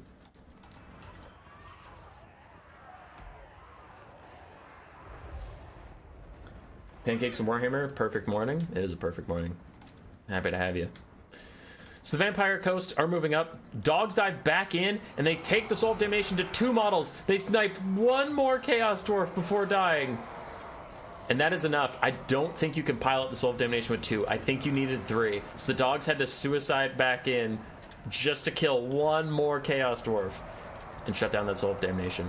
Now, the front lines are joined, so I don't know how much that Soul of Damnation actually matters. You definitely want it alive rather than dead, of course. I'm not an idiot, but its purpose was served. It forced them to come to you, so it's not the worst thing in the world, but you definitely would have wanted it. Lamprey's Revenge piling into Chaos Warriors. We have Chaos Warriors with Halberds moving up to try and stop them, but Bombers are going to do a little bit of damage. Not armor-piercing damage, so the Chaos Warriors will be okay, but still, you don't want to take that extra damage as a Doombolt from the Slaanesh caster's item hits some of the handgunners. Not sure if it was a misclick from Luther or actually meant to do that. So the Warriors of Chaos just going for as many armored lads as possible, trying to out-grind the coast. Good rampage here onto Lamprey's Revenge while Archaon charges in, providing that fire damage. Doing extra damage to them, but also reducing their healing. And right now the Vampire Coast just can't disengage. Another Invocation to Heck on a burning target, really forcing the Desperation spells out of the coast and wasting some of their Winds of Magic. But there, the Lamprey's Revenge rampage wears off. They immediately run back. They're like, no, okay, we're done with this shit. Run. They're happy to fight Archaon, just not on top of their halberds. They're like, listen, if you want to overextend, we'll turn and fight you, but we're not going to keep fighting you on these halberds like this. This is going horribly. Luther is sniping out Archaon quite a lot and silencing him with his pistol, but we do have the Fleshy Abundance caster here, but I don't know if he has much magic for it right now. We just saw Pavilion Rampage earlier, and it's not like these guys have Arcane Conduit or anything. Archaon's taking a lot of damage from Luther. He's got to find a way out of here. We got to stall until Fleshy Abundance is here, but he routes, and no, he's routing away from his own forces. That's not something a player can control, but unfortunately, primarily the battle is behind him, so Archaon wants to route away from the enemies, meaning he'll route into the great open nothingness, where either handguns can hunt him down, or Luther could just finish him off. There will not be a Fleshy Abundance to save Archaon this time, or will there? He gets away from Luther briefly, but again, like we said, those handguns are able to do quite a lot of damage to him. It looks like he's even just going to shatter. He does. Archaon is gone. Vampire Coast losing a lot of models. They've lost 700 models to the Warriors of Chaos 200, but the Warriors of Chaos 200 they lost are much more important. The Lamprey's Revenge are entirely destroyed, and now we see the Slaanesh caster trying to get in a fight with the Vampire Fleet Captain, but the Night Terrors come in and do what they did to my Deathmaster Snitch in the Bretonia battle, just push him away with their bodies and keep that healing caster safe. Another Doombolt's coming in for the handgunners now. But I don't know if the Warriors of Chaos can truly grind this out without Archie. Still a lot of Chaos Warriors left. And Luther, the copium I'll have is Luther does suck at killing Chaos Warriors. Like, he is a duelist. He hates sitting in armored infantry and just fighting it out. But he's using his duelist stats to good effect right now as he hunts down this Sorcerer of Slaanesh. Says, oh, you want a fight? I'll give you a fight. Terror rots are coming in for us, these guys. Severed Claw are not immune to psychology. They will terror out if getting low enough. And it looks like low enough is the thing they are getting. More and more Invocation and Hex are getting spammed out. And as we have seen many times in Total War Warhammer, when it gets to a late game of healing versus non-healing, in a late game situation, healing will win. But a nice Fleshy Abundance barely saves the Severed Claw. Their leadership was at 3 for quite a while, but after their terror route wears off, they'll turn around and start fighting again. Leadership of 0, but if they can just fight back, no, they break. Oof, that is bad. Damn, they're taking a lot of damage too. Even the Fleshy Abundance didn't save them. Sorceress Slaanesh stuck fighting Luther. It's looking ogre though. We only have 2 Chaos Warriors that are pretty healthy. Luther's hunting down the individual guys, so yeah. Unless you think these 2 Chaos Warriors can kill this whole build, I don't think that's gonna be the way. This is the first time I've seen Luther actually do well in a long time. I mean, 1500 value, but he did a lot of damage to Archie. Is bringing that much armored frontline to the VC a bad idea? No, it can be pretty crafty because you know their bombers don't actually do that much damage to armored units. Handguns don't enjoy shooting at things that are on their level. They enjoy shooting at big things. You can cleave through them. I think his build was alright. Archaon just getting completely soloed out like, alone versus Luther when he dove a little bit too deep and got sniped out. That was pretty brutal. But his Chaos Warriors are doing their jobs. They're doing okay. Because if Archaon was still alive, they would have fought a lot longer. They wouldn't have routed nearly as quickly. And if you get into a late game, like we saw, he tried the same strategy against the Tomb Kings and it worked. Where the late game came down to Archaon and Double Exalted Hero with a bunch of support, and then they could dip in and out of their support and force the enemy to fight on a bad surface. But without Archaon, there was no hammer for the anvil, so then it's just anvil sitting there. But yeah, we've seen it work. I don't think it's a bad build. I think he made a mistake letting the Soul of Damnation get sniped up by the dogs. That was just really sneaky, but he shouldn't have let that happen. And then Archaon overextended and got sniped out. I think Borgash just made 2 mistakes that really cost him. I don't think his build was bad. Which shit happens. Like, Alright. Alright. Trickster's Chaos is down. Nagash Ascendant moves on without their Tomb Kings. It's just the Coast and the Counts. The VC buddies. And they are in the finals.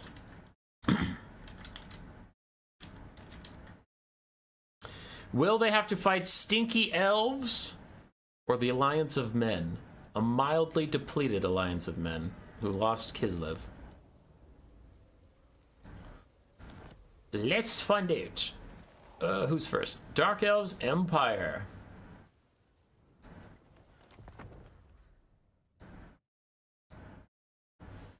Rider of Rohan on his Dark Elves versus Blood Penguins Empire.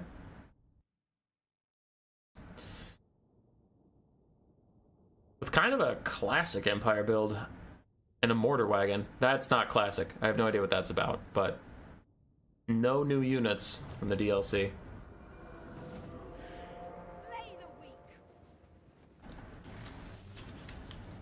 Amenephis trying to make me say Nagas on stream. I'm not going to say Nagas. For the Empire, mortar wagons, which I find very strange. I'm curious to see how they do. Empire, halberds, spearmen, and swordsmen mixed frontline. The Silver Bullets, then 2 Knights of Blazing Sun, and 4 Empire Knights, backed up by Balthasar Gelt, who only brought Final Transmutation. For the Dark Elves, Cold One Knights, 4 of them. And then some Shades, looks like 2 Shades. Bleak Swords and Dread Spears frontline. The Crows of Cain, a Firecaster on a dragon. With just Burning Head. Only 1 Witch Elf, and it's the Sisters of Singing Doom. And that is it. Interesting to see a Fire Dragon caster. Don't usually see that much.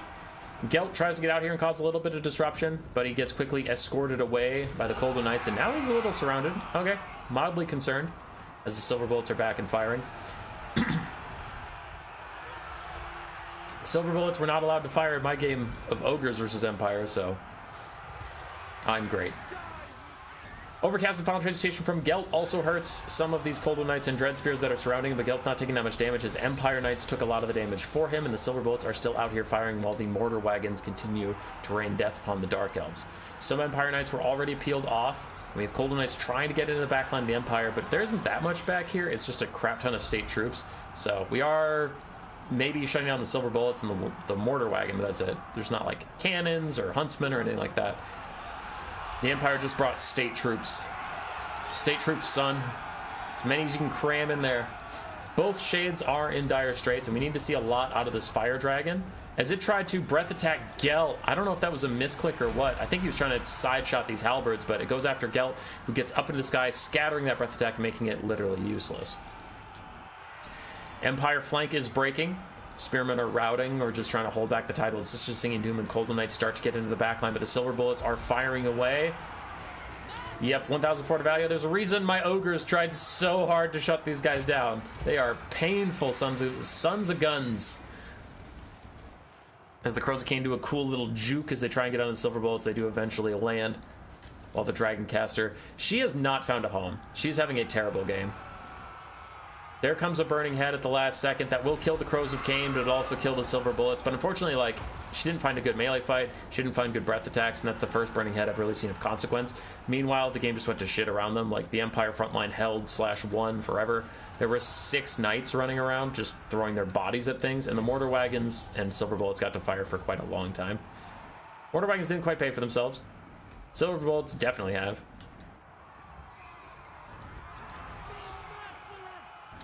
Maybe you call when streamers got banned for Twitch for saying nagas. Doing a lot of things. Oh. Oh, I see what you're doing now. Nagash.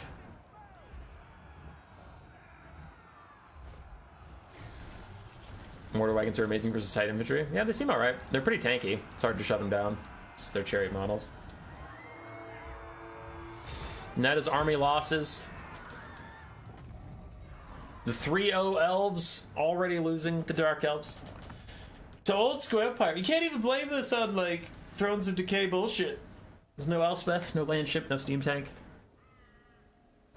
Just good old-fashioned boys. That's the sad thing, is Empire and Dwarves are actually 2 factions I really enjoy, and the fact that they're both broken OP right now makes me sad, because then I don't want to play them. But in concept, I really enjoy these factions.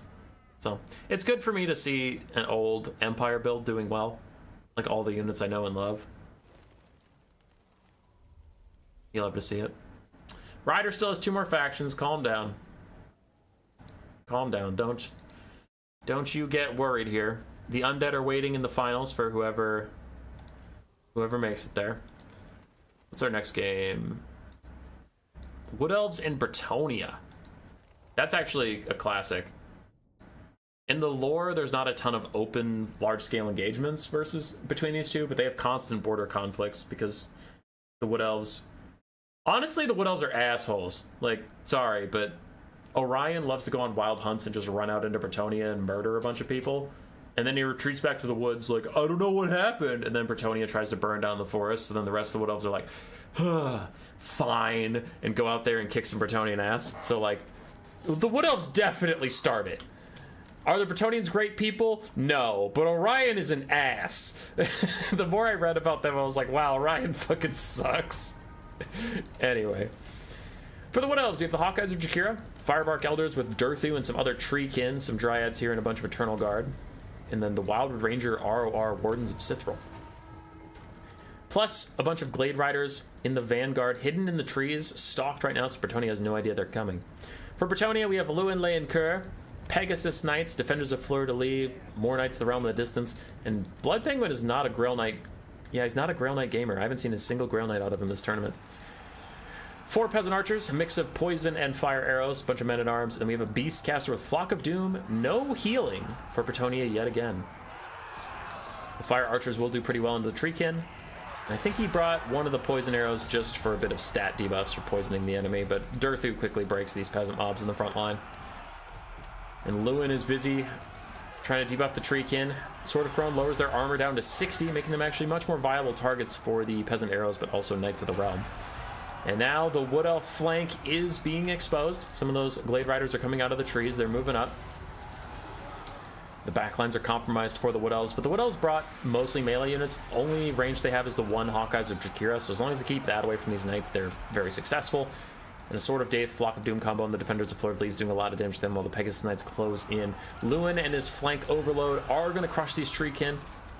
And the Eternal Guard that were accompanying them as Durthu waddles over. He has something to say about this, but in comes the flank, and the only thing left in the back line is the Knights of the Lionhearted versus 4 Glade Riders. He can't be everywhere at once, and even the Knights of the Lionhearted are sleeping on the job. They don't notice the Wood Elf flank coming in, so all these Bretonnian archers are doomed, it appears, as the cavalry are just going to crush straight through them. So really cool Wood Elf flank coming through there. And the Defenders of Fleur-de-Lis have also taken some damage, so now it's episode 5, the Wood Elves strike back. After one of their flanks was crushed and their Hawkeyes have taken a lot of damage, now their flank is exposed. Tons of peasant archers dying, and the Knights of the Realm ROR gets activated, is going to rear charge these Glade Riders, but the Glade Riders did their damage, and they just caused disarray for Bretonnia. Their archers are no longer firing, and now their Knights are being pulled back to deal with that, leaving the front line a little less tanky, and Durthu a little more free to do what he wants. Maybe he can find Lewin and get some good damage out over there or something, but... Firebark Elders and these other Eternal Guard getting good damage out where they can. Other Knights of the Realm returning. Still 3/4 HP, so they're pretty healthy. They're pretty fine. The Wood Elves kite back. Running away again, just distracting and teasing the Bretonnians. As the archers ran towards the front line to get to safety from the flanking Wood Elves, just get attacked by the front line Wood Elves and still peeled away, so the archers can't get a win. And Durthu is stuck fighting random peasants, which he doesn't want to be anymore, so he's going to stomp his way through them, knocking him over as he goes, and he's going straight for Lewin. Firebark Elders under attack by Knights of the Realm and Lewin. Shot in the back by Pox arrows. There's another Flock of Doom onto the Bretonnians. Won't do any damage to Lewin, but damages his companions quite nicely. And the Wood Elves still pushing forward. They haven't given up yet. They're falling slowly behind on the balance of power, but remember, this is no healing Bretonnia. Lewin is the only one. He has self-healing, but everything else is slowly getting whittled down. There's no guarantee of a late game, like, oh, just stall out and heal as much as you can. This is what it is. And Lewin might be overstaying his welcome. Fighting against Durthu and the Firebark Elders. Yeah, he pops Sword of Khorne, but he's going to immediately get out of there. He's done with this. And the Sword of Daith is down onto the back line, hitting the Knights of the Realm and the Damsel of Beasts. Doesn't do that much damage to the Damsel. I'm kind of questioning that cast. You might want to wait for like a big blob to form somewhere. Lewin's actually going to cycle charge back in. Doesn't want to entirely waste the Sword of Khorne. Just wanted to refresh his charge bonus before he charged. And yeah, he's fighting the Firebark Elders. He's ignoring Durthu entirely. He's just trying to rout these guys since they're at like a bit of a precarious state. He wants to take them down. Wood Elf Cavs still leading the Bretonnians on a merry chase, but it looks like elsewhere they did get caught and forced off the map, which is pretty brutal. So Wood Elves quickly going down to just Durthu. Everywhere else, their infantry are running out of gas, running out of steam, getting charged down or shot by all these bowmen. Blood Penguin has just such good cavalry control. What a cheater. Cheater, pumpkin eater. Overcast Flock of Doom from Durthu, but it only hits Lewin. Yeah, it only hit Lewin. I don't know about that cast. Human Boy's confused. Bretonnians live in Lustria because of all the frogs. Hey, let's go. Rip Hawkeyes. Yeah, the Hawkeyes got killed by something in the background. Durthu's busy chasing around these archers. Wood Elves getting kited is a brand new concept, but it is happening here. And I love these guys. These fire arrows are like, listen, we can't outrun Durthu. Let's just at least shoot something while we can as Durthu closes in on them. Lewin's going to pick off anything Durthu isn't near. And the Beastcaster is throwing a Flock of Doom on these Eternal Guard. Both sides just Flock of Doom, spamming anything. Would it help you if I told you Flock of Doom is getting nerfed next patch? Because it is. I don't know the details of it. I know the details in my early build. But I know in my early build, Flock of Doom is nerfed. Instead of lasting for 7 seconds, it lasts for 6. So that's a 1/7 damage reduction. But I don't know what'll make it to live. They might nerf it more. They might dial it back a little bit. Oh, guys got killed by the defenders. You were shit-talking? That's true. I do shit-talk a lot. Durthu gets dove on by Lewin and all the boys. The Knights holding their ground for now, but they're going to get counter Flock of Doomed as the archers are also firing in. Durthu's taking a good amount of damage. I don't think he can solo carry this game, but he can do a lot more work than you might suspect. Pegasus Knight's trying to chase down the last of those Glade Riders. Durthu's still fighting it out. Lewin's heal cap's probably pretty far off. I haven't seen him taking too much damage this game. He's largely avoided Durthu at every opportunity. Sword of Khorne is down to lower his armor, make it a little easier for those archers to pincushion him. We have 3 archers all shooting at the very tall Durthu. And army losses will take him out. And that is a 2-0 for Blood Penguin so far. So far. Hang on. Durthu got 2,600 value. A lot of the melee component of the Wood Elves didn't do great. The Winter Dryads are the only ones that did really that well. Lewin didn't get crazy value. Flock of Doomcaster got plenty from hitting all those elite Wood Elf infantry. And then I imagine the archers did well. Yeah, the archers did very well. Very, very well. All right, so while it is a 2-0 for Blood Penguin, it is not over. Just wanted to update you so you can keep track of what's going on around here. So we lost the Dark Elves, we lost the Wood Elves. They're still the High Elves. And that is Rider of Rohan's best faction.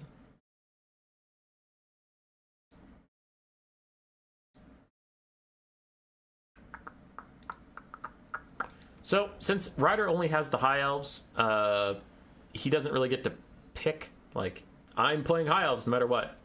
Blood Penguin picks Empire into his High Elves. Try and knock him down. Empire High Elves. Blood Penguin has Empire and Bretonnia left.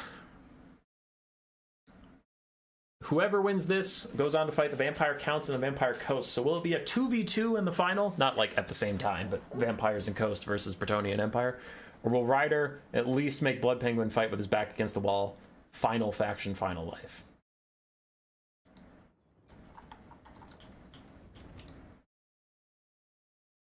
All right, let's do it. We have an Archmage of Beasts in the sky on a dragon with Flock of Doom. A front line of Rangers backed up by Archers. Then we have Silver Helms and Dragon Princes, including the Fireborn. And we have a Lore Master of Hoeth on the ground with just Earthblood.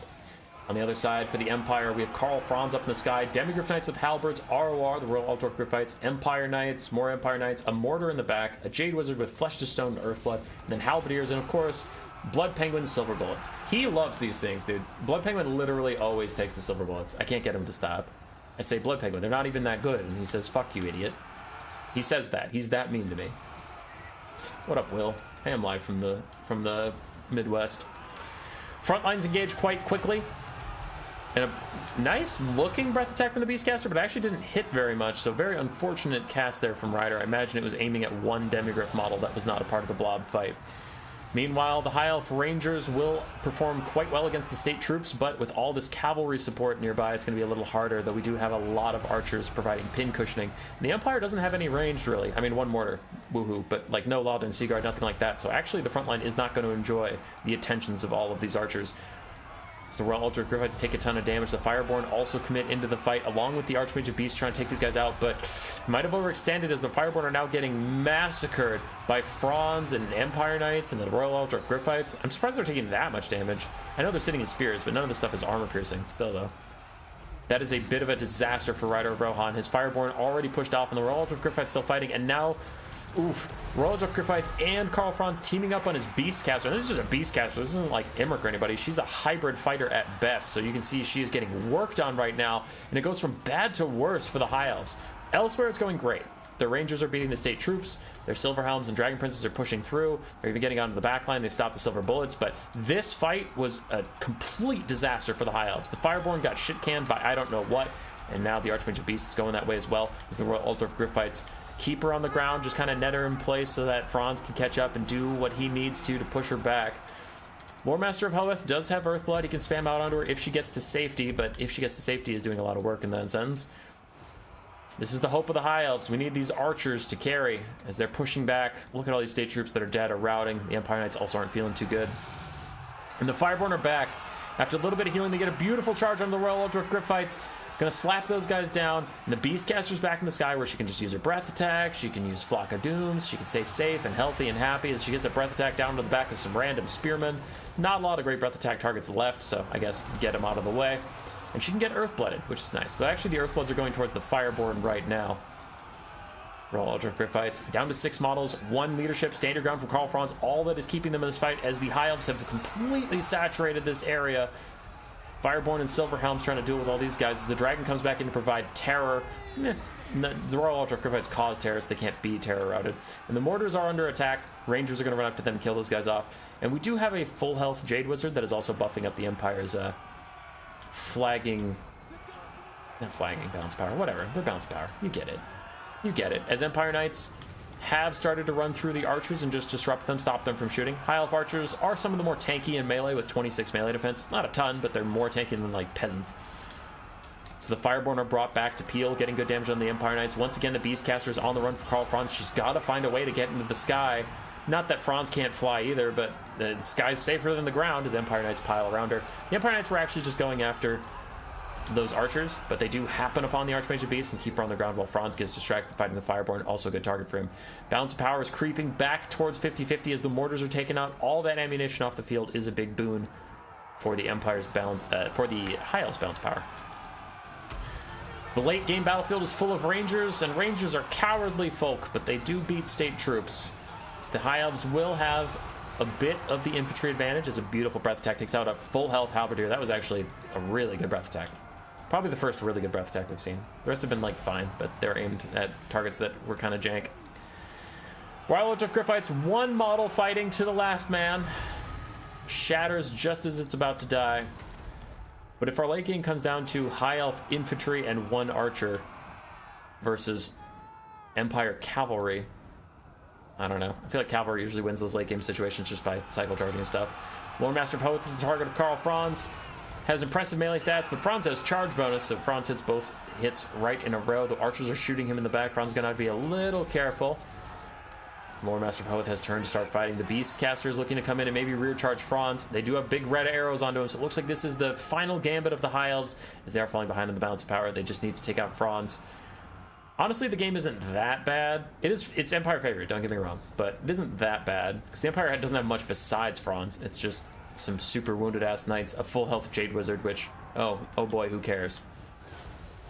Okay, this is your time. Beastcaster's got to turn around and rear charge Franz. They're on top of Ranger support. They're in front of archers who are firing. This is your best chance to take out Franz. But the Beastcaster is hesitating, not quite committing to the fight yet, leaving the Lord Master of Hoth to fight on alone as the Empire Knights come running in. Now the Lord Master of Hoth is terror routing, so it's not going to be a 2v1, it's going to be a 1v1 as the Beastcaster jumps in, gets the charge bonus versus Franz, but a little slow to the fight. Fireborn are also joining in. So is the Empire. The Empire is ridden to the Emperor's aid, and this fucking Lord Master of Hoth... No, you routed at the wrong time, you stupid bastard. We need you. But they're fighting on top of Rangers, and Rangers aren't nothing.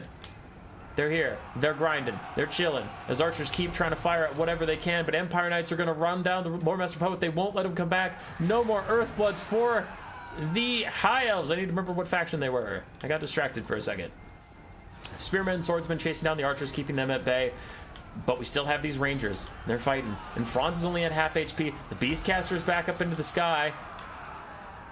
What can be done to save the Lore Master? If you can save him, this game is playable. If you can't, you probably just lose, as Ryder is doing his best to juke and duck and dive away from Karl Franz, but the Jade Wizard is running out here, insistent upon stopping that healer from ever coming back. Franz is still trying to hunt down the Archmage of Beasts, and he is faster.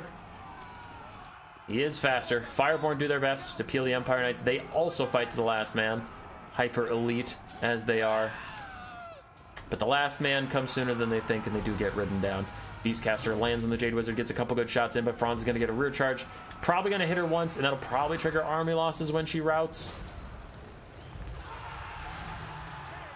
Triggers army losses when she routes. GG. The Empire and Bretonnia rip through the Elves.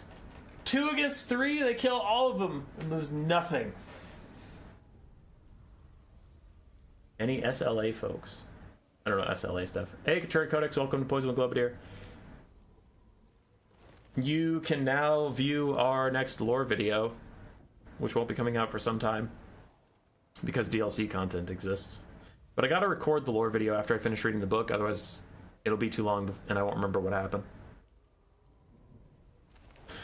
Blood Penguin, 3,300 value on Franz, 2,000 value on the Royal Altdorf Griffites.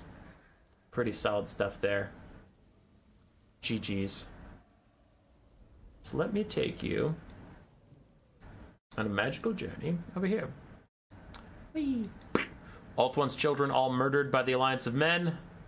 Oh no, that was incorrect. Do not do that. Okay. Oh no, that was incorrect again. Do not do that. The final will be Nagash Ascendant. Vampire Counts and Vampire Coast versus the Alliance of Men, Empire, and Bretonnia.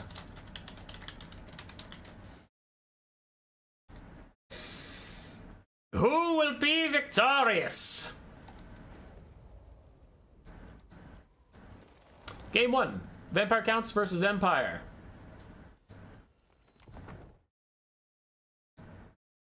Salinator and Blood Penguin reprising their roles.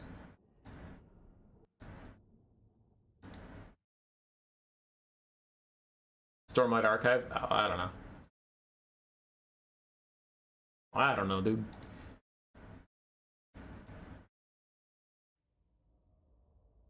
Dun, dun, dun, dun, dun, dun, dun, dun, dun.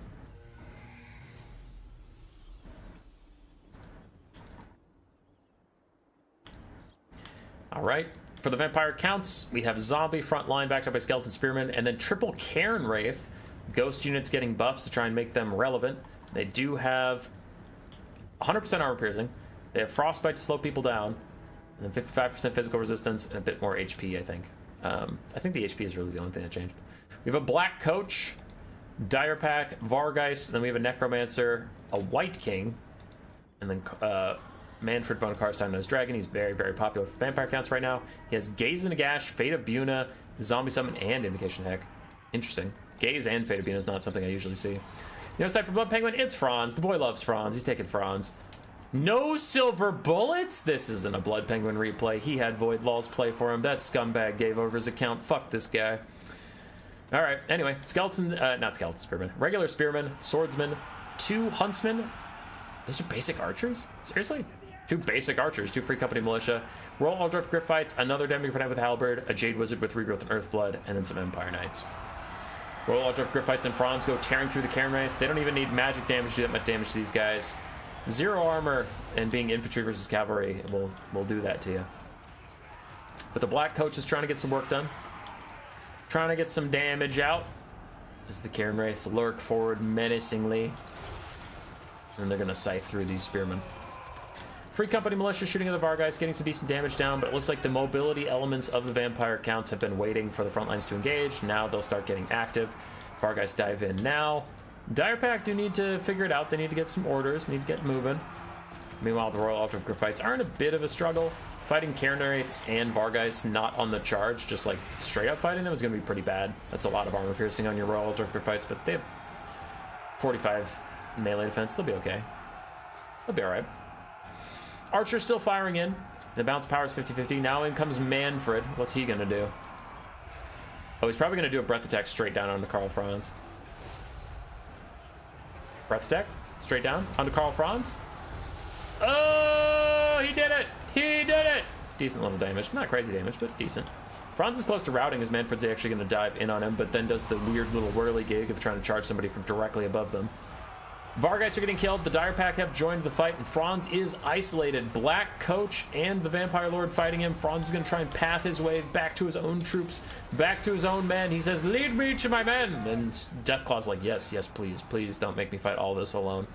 Roll Aldrich Gryphites and the other Demigryph Knights with Halberds just grinding away in this absolute slog. No infantry support had, no infantry support needed. Because I thought I just saw a regrowth getting cast. Yep, regrowth onto the Demigryph Knight Halberd, ROR.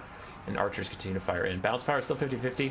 On the far side, no one gives a shit about this. No one has dedicated any resources to this. No one cares about this. This side of the fight doesn't matter at all, as everything is piled up in like 20 square feet of space, has all of the funds on the entire map in it. Royal Aldrich Gryphites are going to solo out the Necromancer. Invocation Heck desperately tries to save him, but there's too much archer fire. The Royal Aldrich Gryphites have this for sure. And another breath attack is coming down onto Franz. He's going to position himself right above him. Then he's going to breath attack that guy. Get his ass!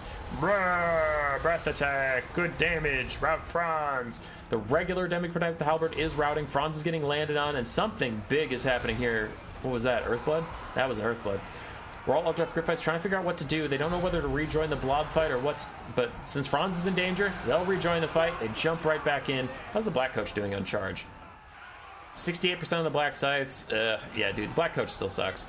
It needs to be near so much stuff for things to start happening. Black Coach is trash. Free Company should get to safety so they can keep firing. The archers have been firing actually largely all game, and Franz is once again the target of Manfred von Karstein. Big damage on him, but Reichland Runefang is out. He can duel back. He is a way better combatant than Manfred. It's just Manfred has a larger health pool on his dragon, plus he has been healing himself, plus Franz is already significantly damaged. The Royal Ultra Griffiths fall back, and the counts are running out of steam. A lot of these unit flags have such little HP that they're not really relevant. They will just die. And to anybody who doesn't think the Empires were Donkey Kong, just watch the Royal Ultra Griffiths win every fucking matchup all the time. RTK presents Chaos Reigns? No. What? No. What? I don't know what's up. Is there a David Attenborough narrates the campaign mod? No. No. Black Coach is still trying to do anything. It has gotten 700 value, but now it is surrounded by Royal Ultra Griffiths and Franz, so it's probably going to die. Karen Wraiths, zombies, running out of gas. We still have a White King. We still have a half-health Manfred, but slowly Franz and the Royal Ultra Griffiths are going to keep getting Earth-blooded. I don't know what they can do.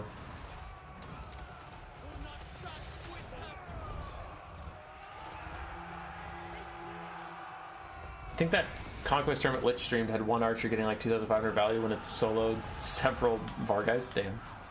Manfred takes a fight with Franz. He's just doing his best to make anything happen at this point, but Franz is a better duelist. They're in the air away from any support for either team, and the Free Company Militia are just firing up freely into Manfred, so he's going to die. Balance power shifts heavily against them, and the Empire of Men will not die. GG.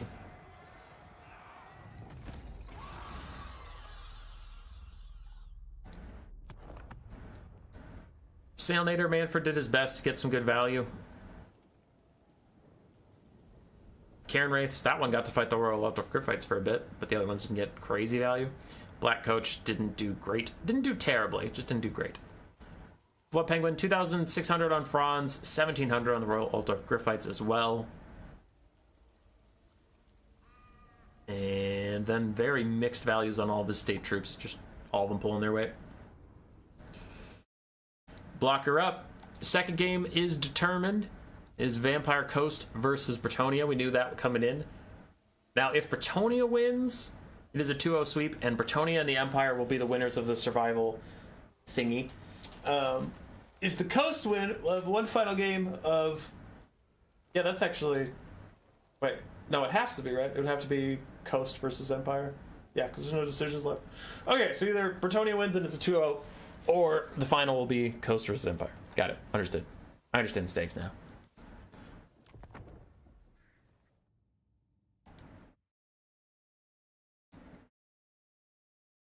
Bam, bam, boom. That is 8 archers. That was a lot of archers.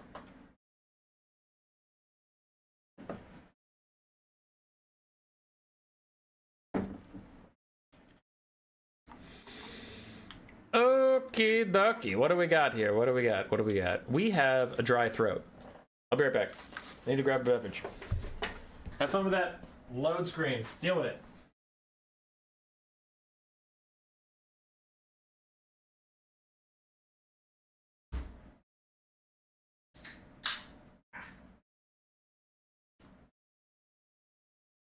I'm back. Shut up. I'm back. We're good. We're Gucci. For the Coast, we have some flanking dogs. A couple of them off in the distance. Animated Hulks and Zombie Deckhand Mob frontline. Count Noctilus on his peg leg with Melkoths, Invocation Hack, and his summon. Then we have some handgun mobs, including the Black Spot, a couple hand cannons, 2 mortars, and the Lamper's Revenge. On the other side, for Bretonnia, we have King Lewin Leoncoeur, some mounted yeoman archers for a bit of mobility archer presence, Pegasus Knights to run down bomber bats if they existed, and then we have Knights of the Realm because Blood Penguin is allergic to Grail Knights for some reason, which I appreciate. I'm sick of casting Grail Knights.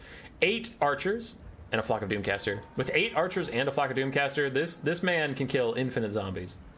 I'm a little worried about how he kills the crabs, but he can kill infinite zombies. Wicked with the $5. What is the Skaven's favorite bug? A flea. Ha! I actually like that a lot. Actually, that is a good one. What is a kind of cool vegetable from the 70s called? A radish. Archers are getting in range, but Noctilus is throwing some summons at them. Mortars are punishing them on the way down, and in comes the flanking dogs. It does not look like Blood Penguin saw them again. Ah, Blood Penguin, watch your flanks. I already put Gorgers behind you. You know this is coming. You know people are going to flank you.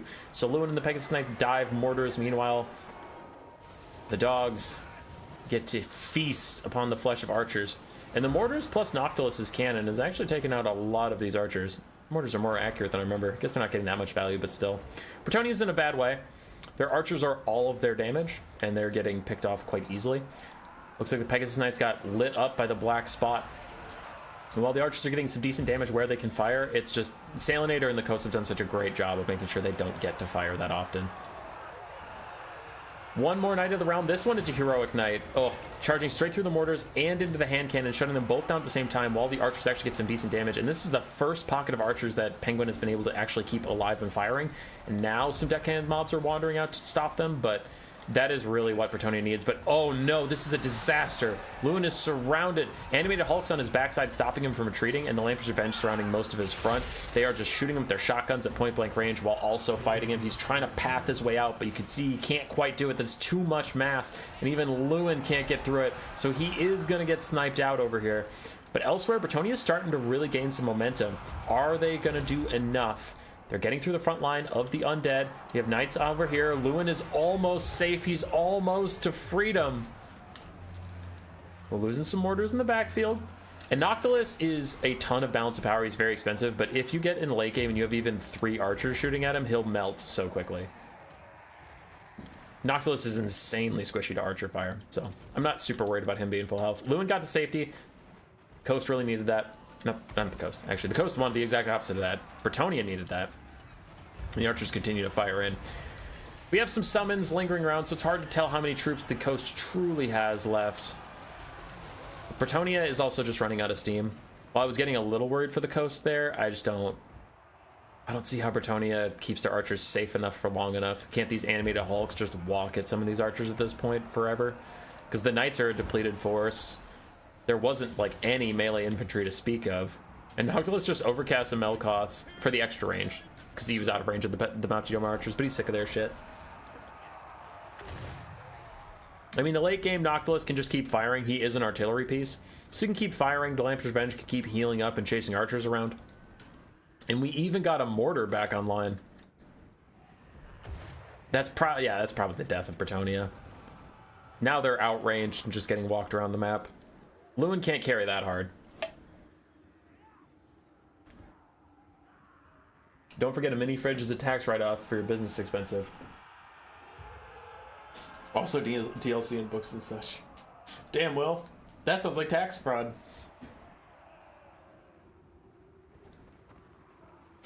Anyway. Lewin charging back into Lamper's Revenge. He's in front of the black spot, but it's a token force of black spot. It's 4 models and they're crumbling, so that's not really a problem. The main problem is going to be the fact that Lamper's Revenge also want to talk to Lewin. So Lewin's at a bit of a catch-22. He's the only force that can deal significant damage to Lamper's Revenge, but they're also literally what the Vampire Coast brought to deal with him. So I think Bretonia is just up a creek at this point. If they got to a late game and they got all of their archers to circle fire at the Lamper's Revenge, yes, they could kill them, but that doesn't look like that's a realistic proposition, as zombies are just walking these archers down slowly while Noctilus and the mortar keep firing. And we're going to get to the point where the archers start shattering soon, because I've seen them rout several times. Handguns shoot at Lewin, force him back. Noctilus is going to aim his last shots carefully.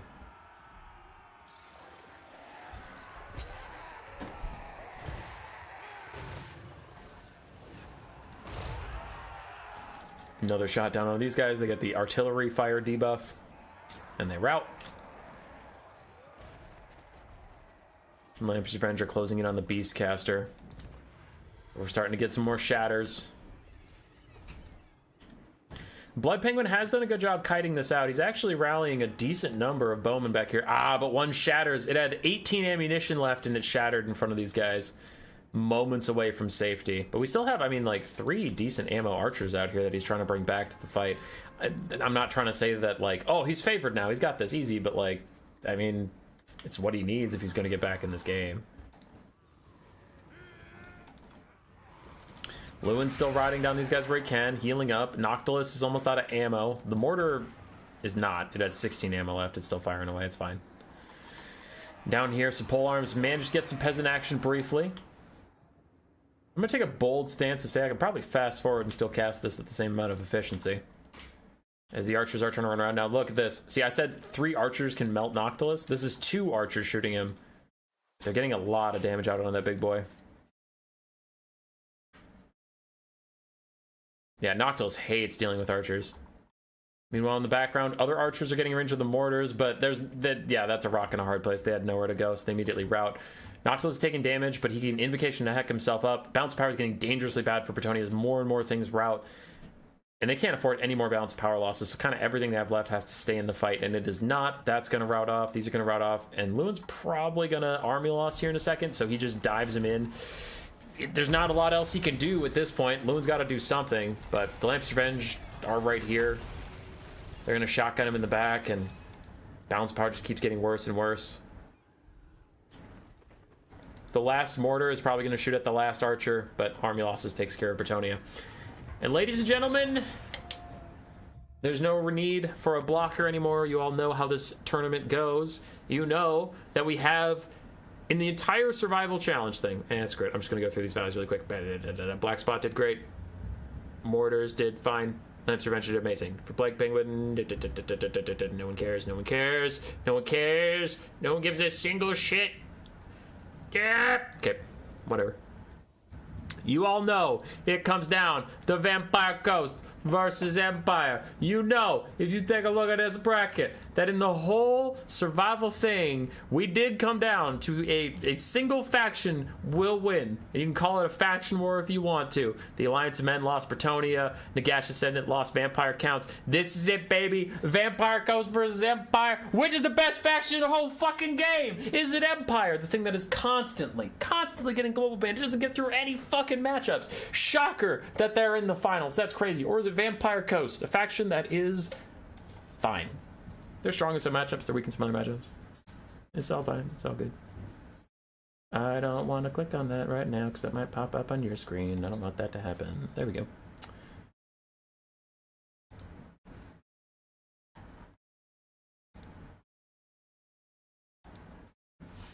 I have pings. What are pings about? Okay. Tequila Sunset's pinging some stuff. Sunset, when are you streaming? Are we going to raid you? Or is your stream not going to be up in time?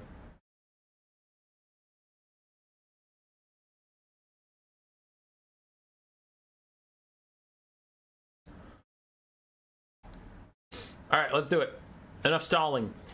What is the best faction in our weird pseudo-faction war style event? Is it the Vampire Coast or is it the Empire? What the fuck are these builds?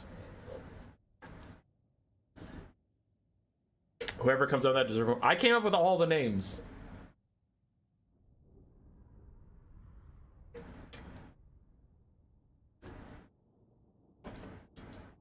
I came up with all the names for these groups.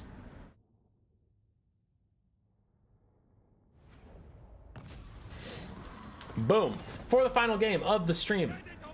One will win, one will lose. We have Scurvy Dogs, 4 of them, a Rotting Leviathan, Luther Harkon, and then a bunch of deckhands mobs, some with polearms, some without. The Night Terrors, triple deck gunner, one of which is the Shadewraith Gunners, and then a captain with a summon and Invocation to Heck. On the other side for the Empire, we have one archer put in the timeout bad corner, in the no-no corner, the sad guy corner, because I'm guessing that this build has too many ranged units. And Blood Penguin caught that and put a unit in the corner. Yes, it does. It has 13 ranged units. Limit is 12. Front line of Free Company Militia backed up by basic archers. Huntsman in the far back with the silver bullets. Now that's a Blood Penguin build. He took over again. Void Laws was at the computer and he lost the Bretonnia game and Blood Penguin's like, fuck, shit, Void, give me back my account. I gotta win this. You're washed up bitch and I need my account back. We have the Hammer of the Witch's Great Cannon, some Knights of the Blazing Sun and Empire Knights, Marcus Wolfheart, and a Burning Head caster. So Blood Penguin had to put one archer in the corner just because he had too many ranged units. A hybrid front line for the Empire. They brought no true melee troops, just Free Company Militia, as the Empire Knights are starting to cycle charge and try and keep things safe. But the Rotting Leviathan comes in. The Silver Bullets have a perfect shot, free shot onto him. But he's still thick. He's still got a big HP bar. His armor isn't going to help him at all versus the Silver Bullets, but big HP bar will. Silver Bullets are taking an awful long time to fire again. There we go, another good shot on the Rotting Leviathan. Those deck gunners are proving to be a nuisance, and no Empire cavalry yet has gotten onto that back line. Man, if these guys could break through those dogs and those zombies and get back here, that would be so much value just waiting to be taken. The Empire's ahead on the Bounds of Power already, and we see some Knights of the Blazing Sun trying to do just that. They're trying to force path through. They get disrupted by some zombies briefly, and the Discouraged on the shot from the Shade Wraith gunners routes them mid-charge. The deck gunners manage to defend themselves. Hammer the Witches in the back, still firing away, doing whatever it can as the Night Terrors take the fight with the Knights of the Blazing Sun, just holding them back. The Coast are desperately holding the Empire away from their deck gunners, keeping them out of range while the Rotting Leviathan goes rampant through the back line. Silver Bullets not able to keep shooting at it as they are currently melee with it. Marcus Wolfheart's firing away. Hammer the Witches is also shooting at that Rotting Leviathan, just whittling down that HP bar, but the Vampire Coast did bring a healer if they need it. And here we go. Empire Knights reach the back line. Shut down what deck gunner, even send a couple units over to stop the Shade Wraiths from firing, just keep them in melee for a bit. But they need to hurry up and kill these deck gunners so that their knights can be useful elsewhere. That's a tricky pickle, whether you get your knights in the back line to kill their 3 deck gunners or whether you use them to peel the Rotting Promethean and stuff off of your guys. Who knows? Wolfheart does throw down one of his nets to hurt the Scurvy Dogs and the deckhand mobs with pole arms. Scurvy Dogs are just about dead as we have Huntsman and Free Company Militia trying to rally and fire. Burning Head through the back line to help the Knights. The deck gunners and the Shade gunners are super close to dead, but the Empire Knights are taking forever to kill them. I think it's because he passed to try and disrupt both of them. I think they're not really attacking either. They were focused on like moving. As the summon fades away, Terror Route takes the Knights because the Shade Wraith gunners are ghosts, so they're spoopy. Spoopy scary. The Knights of Blazing Sun are back. They're terror immune now because they already terror routed a little bit ago. Oh, never mind. They naturally routed on the way in. Never mind, I'm wrong. Empire Knights have rallied. They need quick orders to go take care of those guys. And meanwhile, in the back line, the archers, all these guys trying to shoot at Luther occasionally, trying to shoot at these zombies occasionally, trying to shoot a lot of Rotting Leviathan as this cannon has just been firing at that thing. But the healing and the health bars are withstanding so far. Empire Knights are back in the fight with the Shade Wraith gunners. The other deck gunners are fading away, so I think the triple deck gunners are not going to be a factor in the rest of this game in reality. Like, one deck gunner is not going to change the tide, but oh no, the Empire Knights get distracted. They don't finish off the Shade Wraith gunners. They're trying to charge uphill at the other one. Oh, that is a mistake. Because there's no shot. You kill those guys, so now the Shade Wraith gunners just get to live. Luther is taking a ton of damage, and he's trying to snipe out Marcus on his way out, but it looks like he is a little concerned about his longevity. A quick fireball going to do extra damage to him because he's weak to fire, and it reduces his healing for a bit while all these archers are trying to shoot him, but the Rotting Leviathan gets another heal as the Hammer of the Witches tries to hold its ground. Luther's getting shot in the sky. Hammer of the Witches is just trying to fire. Can you get one more shot off quick before it charges you? No. Rotting Leviathan shuts down the Hammer of the Witches crew. The Coast is running out of ground troops, though. The Empire's tattered remains are rallying. The Silver Bullets are back. Blood Penguin's chosen. Blood Penguin's favorite. And they're going to shoot Luther right in the goddamn face. He's taking a lot of damage. We still have Knights of the Realm. We still have... Knights of the Blazing Sun. Empire Knights as well, but they're all so low. Can they even withstand the spooky scariness that is the Undead Tide? Marcus Wolfheart's net is onto a lot of very big units. These zombie polearms and Night Terrors were causing a lot of disruption, so just locking them in place for a bit to shoot them is very nice. The Rotting Leviathan, though, is very tanky, and the Hammer of the Witches is shut down. Now, this is a tough decision for the Empire Coast. Do you keep chasing the Hammer of the Witches, which takes forever with your big, expensive, important Rotting Leviathan, or do you run back here, which he's going to do, but now the Hammer of the Witches will certainly rally and get back on their mounts and shoot at you again. So he's got to be careful to not let that get too far ahead.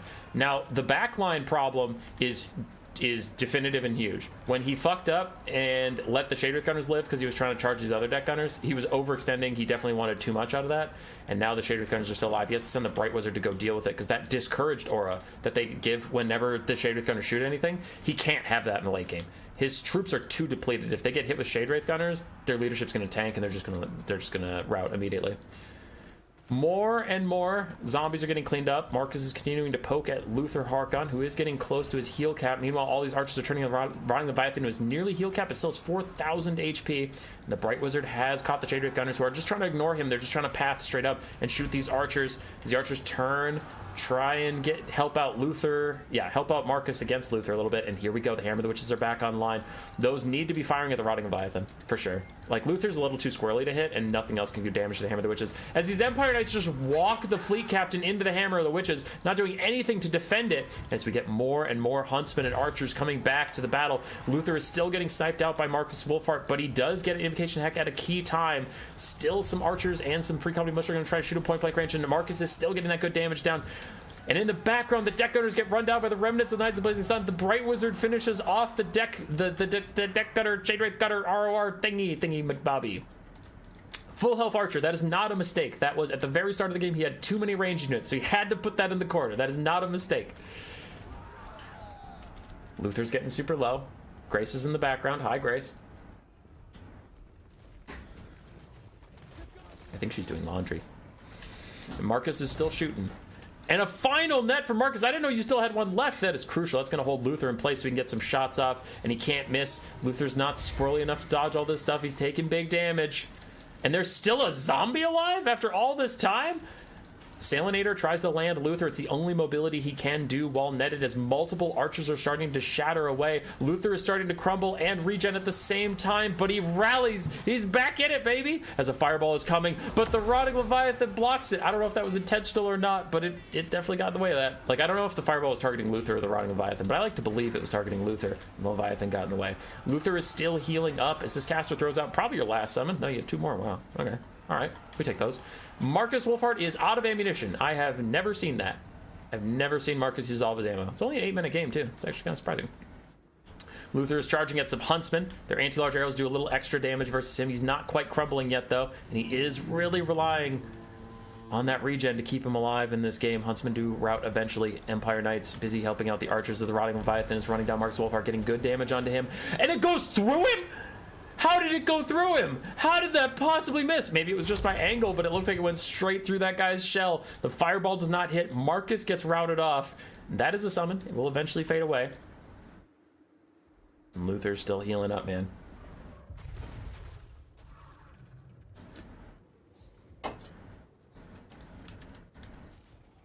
Empire Knight's trying to charge in, doing anything he can to save Marcus, because you really don't want him to die. You know he's routing, but you don't want him to die, or we'll get the Lord is Dead debuff. There's the fireball onto Luther. Cuts off some of his healing, gets a little bit of damage out, but it's not enough to get him to crumbling, and he lands. I think he was landing to try and dodge the fireball, and he couldn't, like, cancel the order or anything, but we get some archers back in. I don't know what in this Empire build can possibly kill that Rotting Leviathan, because we have to remember there is a fraudulent amount of balance of power in a fake archer that is off in the distance. The summon finally fades away, letting the huntsman come back. Whoa, those huntsmen almost just routed in front of that. But the Rotting Leviathan is back in range with these archers who have plenty of ammunition, but not a lot of AP, not a lot of anti-large. There's a very healthy vampire fleet captain also in the distance. Another fireball on the Rotting Leviathan. Surprised it didn't go onto Luther. Little surprised he didn't put that on Luther Harkon. As the huntsmen are going to try and get him. He's on the ground. He's pretty easy to hit on the ground. Yeah, there's a couple hundred HP off. He gets back up into the sky, 500 HP. The archers trying to stand their ground against the Rotting Leviathan as the Bright Wizard moves in to fight with him. Luther's getting super low. He's even starting to crumble as he tries to make his way onto the hunts, but the crumbling is faster than his regen, so he will net lose health here. And the more he loses health while still under fire, he will keep crumbling away.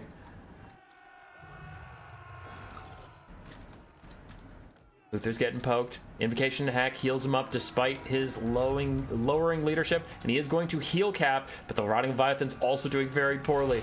2,000 HP and falling. Marcus Wolfhart is back in the fight. A point-blank fireball into the Rotting Leviathan takes off a couple hundred HP. Meanwhile, Luther is charging straight into the Huntsman fire, doing his best to dodge where he can, how he can, but he is officially heal capped. 1,000 HP is all he gets, no matter what. As the Huntsmen try and stand their ground and fight.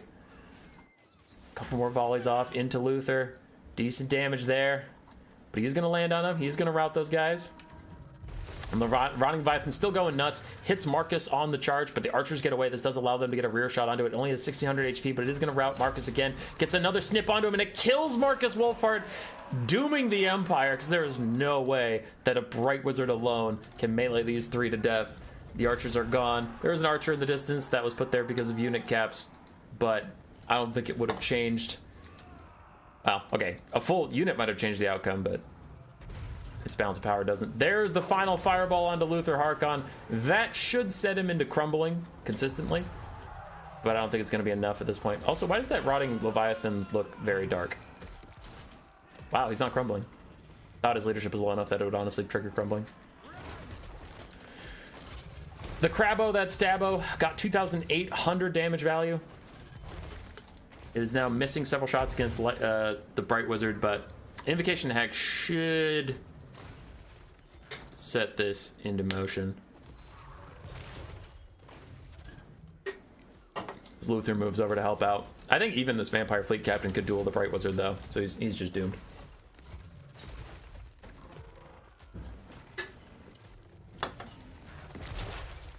Crab's back to 2,600 HP. Bright Wizard's getting a couple hundred hits on it, but Luther thinks about diving in.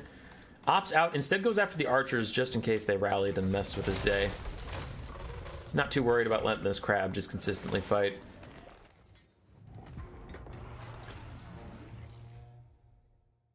And the Vampire Coast win it.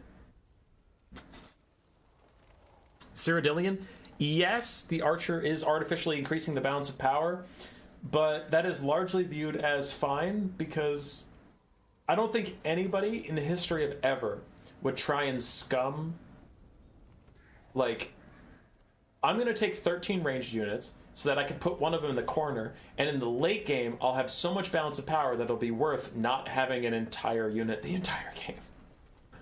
And besides, if the Vampire Coast wanted to, they could engage it at any time. They could go engage the archer at any time and put it in play, but Salinator chose not to. He preferred letting it have its balance of power for not being active in the game. But, like, a late game potential spike of balance of power is not worth not having an archer the entire game. So, shouldn't they withdraw it from battle? I don't think you can. I don't think you can retreat Cyrodiilion.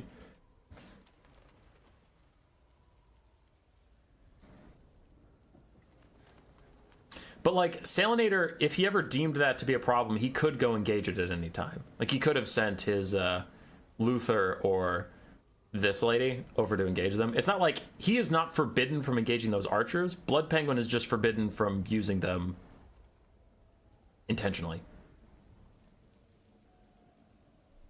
Can't we just tell the player to withdraw? I think you literally can't.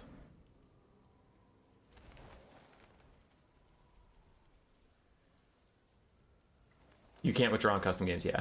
No, for sure. Like, you're 100% right. If we could, we would. But we don't. Yeah.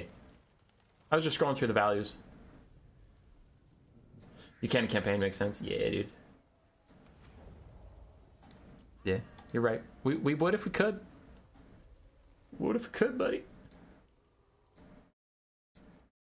Boom. Back to the desktop briefly. So for, not that, the other one. I'm just so used to the Empire winning. Vampire Coast, advance. Just coast, bitch. As the Empire falls. And in our survival tournament, Nagash Ascendant beat Beast Mode, Trickster's Chaos, and the Alliance of Men to win. And the Vampire Coast managed to be the sole defenders, proving they are the best faction in the entire game. Let's fucking go. Alright, so if you were rooting for Nagash Ascendant, if you're rooting specifically for the Vampire Coast, then you are very happy. If you're rooting for anybody else, rip. Sorry. So here's the deal. Here's the thing. If you liked this format, if you liked this content, you could do a couple things to help me out. You can do some stuff. You can subscribe. That thing. We got our 2024 subathon going on. if before the end of the year we get to those benchmarks, we do those fun content. We did just hit the ice bath question stream for the thing. I'll be posting on my Discord sometime when I have snow outside, so I can get a big bucket of snow and pour it in my bathtub. So whenever there's snow on the ground here, I'll organize that, and you guys can submit questions. We will be doing it as a recording, not like the stream is a little bit of a misnomer. It won't be live because I don't know how to get a live setup upstairs. So we'll just do a recording, but I'll gather questions beforehand, and I'll answer 10. So I'll get in the tub, get submerged in the tub, get nice and cold, then answer 10 questions before I get my ass out of there. So that'll be fun.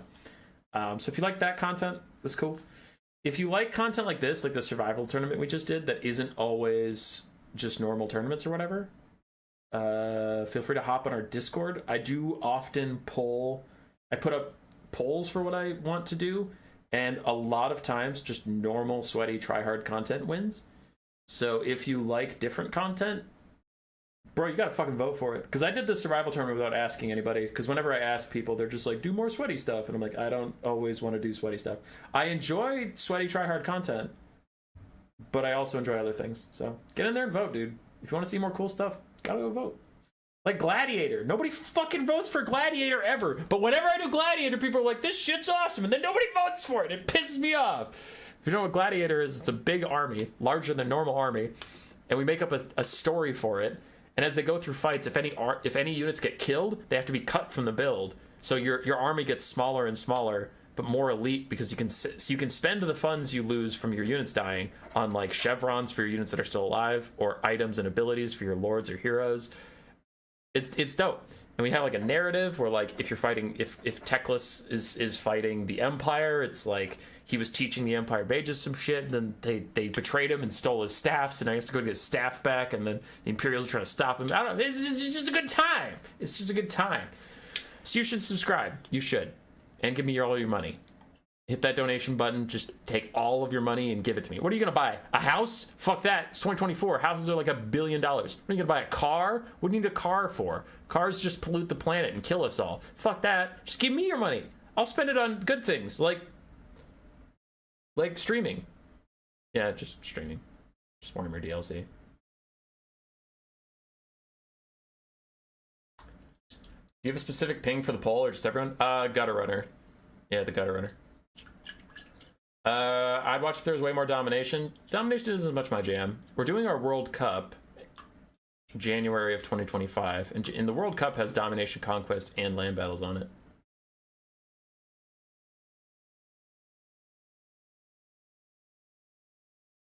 Graven, you didn't seem salty, buddy. You seem great. All right, goodbye, everybody. Goodbye. Have a good day.